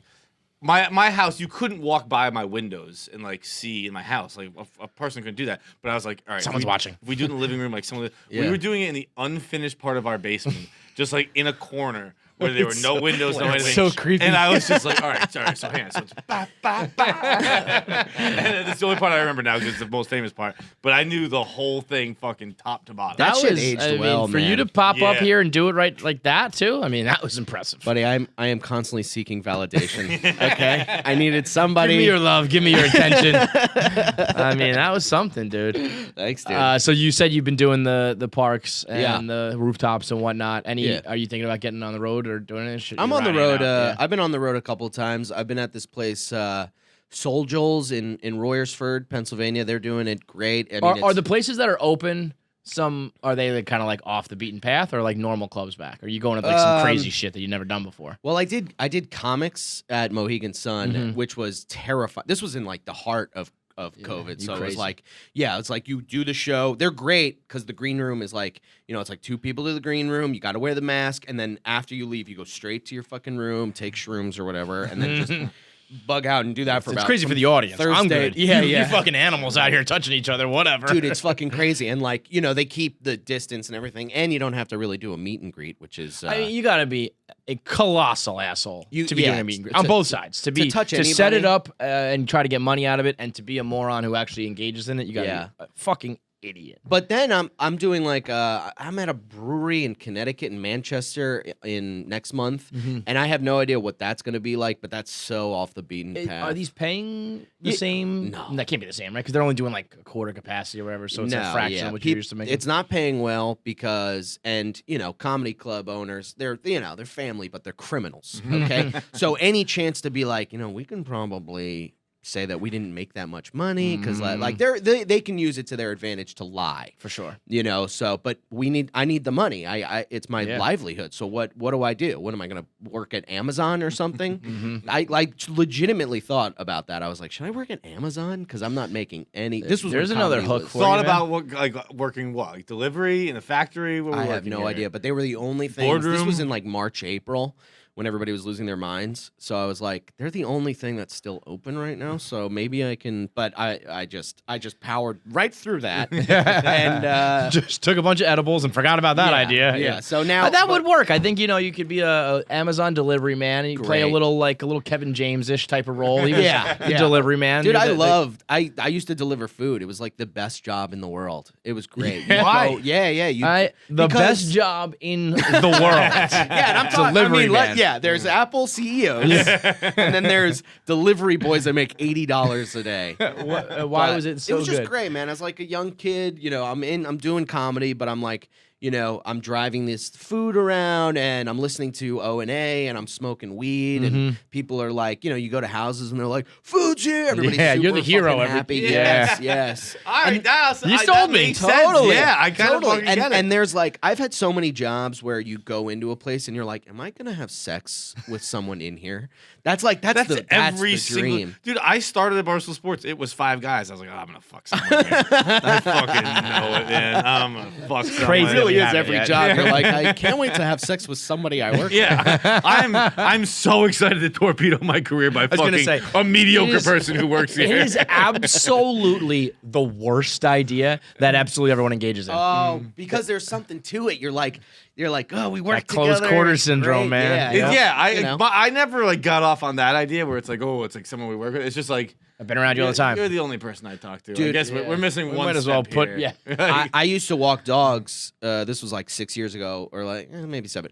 Doesn't matter. But I used to walk dogs, and they know when you're coming. You have a schedule. These owners know when you're coming. So I go there. I go to this one Golden Doodle's house, and the mom is like, the doggy mom or whatever, is very friendly, little flirty, whatever. Your boy's got it. Whatever. Look at Yeah. me. Look at me. How are it? How Got the are you now? smile, yeah. I know how to dance. I got it. So whatever. She's always been like that. One day I go in, and because they give you the keys and stuff, sometimes they're not there. So I walk in and I'm like, hey, I'm talking to the Golden Doodle, and I'm like, all right, let's go. Let's go. Start putting the leash on, and I hear her in the back, and I'm like, oh, she's in the back. Door wide open. It's like a hallway, living room, hallway, bedroom. I'm already a little chubbed I'm up. in the living room. I look down the hallway. It's like a Kubrick kind of film where I'm like, it's like doors, open door. She walks by completely naked, and I'm like, I'm like, I'm not the kind of guy that's like, hold on, Coming. yeah. So I'm like, okay, bye. I'm here. I'm going like, I'm walking. I'm. I'm As loud as you can. yeah. Oh, you did a And shit she- cough? No, she didn't acknowledge me. She didn't even like nothing. Like she didn't close the door. It was Yeah, crazy. she wanted to dude. fuck you, dude. I know. I'm too much of a pussy. Though. Yeah, I probably am too, but I love to couldn't. pretend. Oh, I definitively am. There's. Yeah, I'd be like, wait, so I would have done. means I gotta get exactly hard what you right did. now? I might have Like, jumped out the window. Yeah. Like, You were more brave than I would have been in the situation. Oh no, She yeah. She was hot, yeah. And I mean, she probably caught me. And when you're like, when you have like 8 months where you're just not getting laid, and you're like, oh, I'm bad with women. You start feeling bad about yourself, and I'm like, it was probably during that time because, I don't know. Maybe if I had sex but then or you whatever, you- a couple you- days so you beforehand. just didn't have the confidence to roll in there. No 'cause it would've been- confidence, yeah. dude. But also, it's like that's that was the gift from above to break out of that 8-month slump. I know. That I'm to me, still in it. that would Yeah, be so I went home and ordered a hooker. to me that's one that I'm reliving in the shower every day for the rest of my life. Like, Oh, yeah. that's the She- Costanza she jerk was- store. Like, here's what I should have said. Here's what I would have done. You She know, was so hot too. She had like such a good body. Nah, I don't want to be that guy. But She's she on was TikTok hot. now, She was so- beautiful. If you're listening, please call me. missed connections on Craigslist. Were you when you were walking dogs? Were you ever one of those people who had like No. 40 on the leash? Sometimes I see those and I'm like, if these dogs ever Wanted like, to tear you rally apart? together, if they could start communicating. What's that Paul Walker classic, Joyride, where the person gets tied to 2 fucking 18-wheelers? The dogs could do that to you. Yeah, like, oh my you're like 4 dogs could rip you in half. Absolutely, and they're just trying to cram in as many dogs as they can in a 15-minute walk, and they're probably making bank doing. I was that. the worst dog walker, I dude. can see I that. would I would sometimes I wouldn't walk the dog.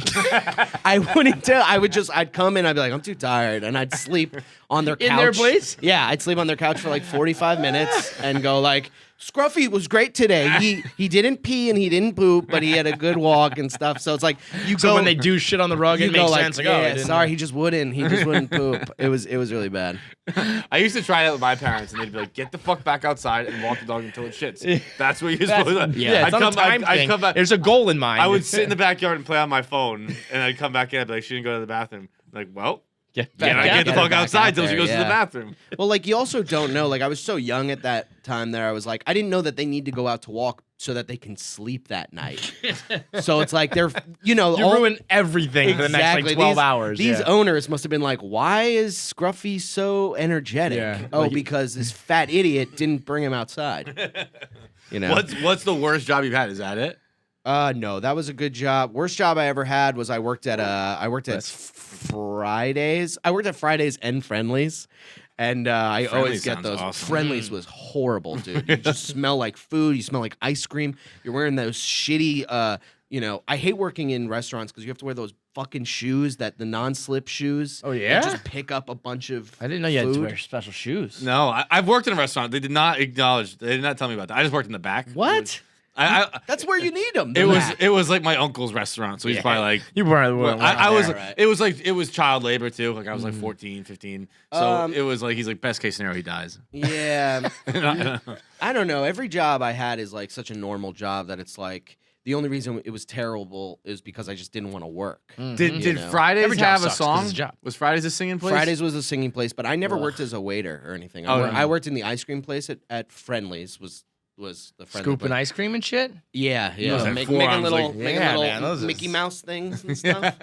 And I also worked when I worked at Fridays. I was a host, so they would just come in and I go, "Hi, welcome to," and then I'd bring them to their seat and. You One separate time- the uglies and the pretties. Yes, Yeah. yes. I would go. You're not allowed to sit next to him. One time it was swamped, and there was this chick that was working with me, and we were, two hosts and whatever, and she just started busting my balls about. She's like, "You're not keeping up your leg of the work," and it was swamped. Picture Friday, Saturday night, like 8:00, just mad people. And I just go, "Shut the fuck up, bitch," in front of all these people. And they're like all these white families from Long Island are just like, Jesus Christ. And 2 Fridays. How good did that feel? You better watch so this. good. I've been listening to Eminem in the car. Yeah. I mean, I don't have a personality. My personality is Marshall Mathers. So I was like, "Shut the fuck up, bitch." I'm driving to California with your body dead. And 2 Fridays, they didn't fire me. So. Oh wow! I thought you were gonna say 2 Fridays credit. They fired you instantly. No. To their credit, they did not you're fire able me. to Say a verbally Fridays in Long berate. Island, you gotta do a little more than say It "Shut the was- fuck yeah, up, bitch." To a the coworker. Fridays by Walt Whitman Mall, which is not a Fridays anymore, but it's some fucking restaurant. But Fuck up, bitch. God, that's like a dream. it's the best. That Shut the is fuck up. so bitch. you missed on the dog walker lady who wanted to fuck you. No. But you hit a home run on the berate your coworker. Just the best feeling, and it must have been after like a middle school chorus thing because there were tons of kids there, dude. It was crazy. There were so many people. They were probably middle like, school we're all going to party. Fridays after the chorus. And then I'm like, shut the fuck you, bitch. I got earrings, dyed hair, probably. It was bad, You really man. were on that Marshall Mathers shit, man. I wanted to be a rapper for the longest time. Oh, yeah. Did you make any music? No. No, it's just yeah. He said it's okay. I was like, it's too embarrassing, man. It's very. You have to be. I'll tell you If what. you look though. like we look, you have to be. You have to be awesome really good at rapping. Like You Little can't Dicky get by. is the fucking Yeah. man, Right, dude. right. He's so good. You have to be like very smart with incredible skills because you have to overcome so much more when you look like For that. sure. You have to be really good. Like, and a lot of people are not good. No. You know, No. I bought this was like during quarantine. I was listening to a lot of like Dicky and, you know, G-Eazy, bunch of white rappers, and I was like, God, I want this so bad. And I bought like with all the PUA money, I bought like a whole rapping setup. Like I Yeah. bought a microphone. I bought that thing that goes like, you know, like Yeah. the Oh, yeah, very yeah. small soundproof Yep. Hey, little thing and a Gotta go big back in the lab. expensive 200. In the This must have lab. cost me $300 for no. I'm not going to start a career as a rapper, and I'm just spending all this money looking at this thing collecting dust in my room. But I bought turntables once when I was younger. really, I was like, yeah, I'm gonna like fucking scratch and whatever, and I just would put one record on and go like, and that was it. yeah, that was itches it. the scratch. That's and it. you're I'm like, done. I'm a Yeah. DJ all of a sudden. It's Did you ever even record anything? Try it? Did you ever I spit some wrote- bars? Did you ever I, freestyle? I had this idea during Corona. I wrote this little rap about trying to remember Donald Faison's name. You know, the guy who played Yeah, the oh. black guy from Scrubs. Oh, I know Donald Faison well. I think it was. I don't want to do it. Is it recorded? I have it recorded somewhere, but I'm we never should gonna play that. I'm never gonna put we it should anywhere. play that in this interview. I can. We No, I don't should have it like play that. that. It's on my computer in a garage. No, I'm saying you send it to us. We will put it in this interview. All right, I'll send it to you guys. It will be. That's great because it gives me time to make it at least a little bit listenable. Yeah, you know? and then it'll be like. It's like embedded in this interview, so you know some people hear it, but not everybody. Not So you everybody. have to freak out about But it. I will tell you. I'll tell you this. It ain't bad. And It ain't bad. I got a little. you got some bars. I got a I can little- feel you got a little swagger to you. I get it. I see the earring. Yeah, I put the earrings in, and this is very recent too. Yeah. I really just wanted to lean into that guy. I can tell. All right, It was a recent addition, the earring. Well, I've always had piercings, but I was okay. just like, you know, when you're in comedy, you're like, I gotta look like this and I gotta do that, and then you realize you're like, well, no, I want to look different. I have to look different so people will want to listen to me and stand look out. at me. Right. You know, Gotta make this somehow tolerable. I know, I know, and I'm also like, I haven't had pussy in like 8 months. I have to. You know, I don't think any. we gotta I don't pull out think all any- the tricks here. I don't think any chick looks at my earrings and they're like, oh my god, I'm look at dripping wet. yeah, I don't know. Does it look good? I have no idea. All right, we're gonna go answer the internet. We're I gonna go would next love to door, do that. and I feel like you're gonna fuck that shit up. Let's Fuck go.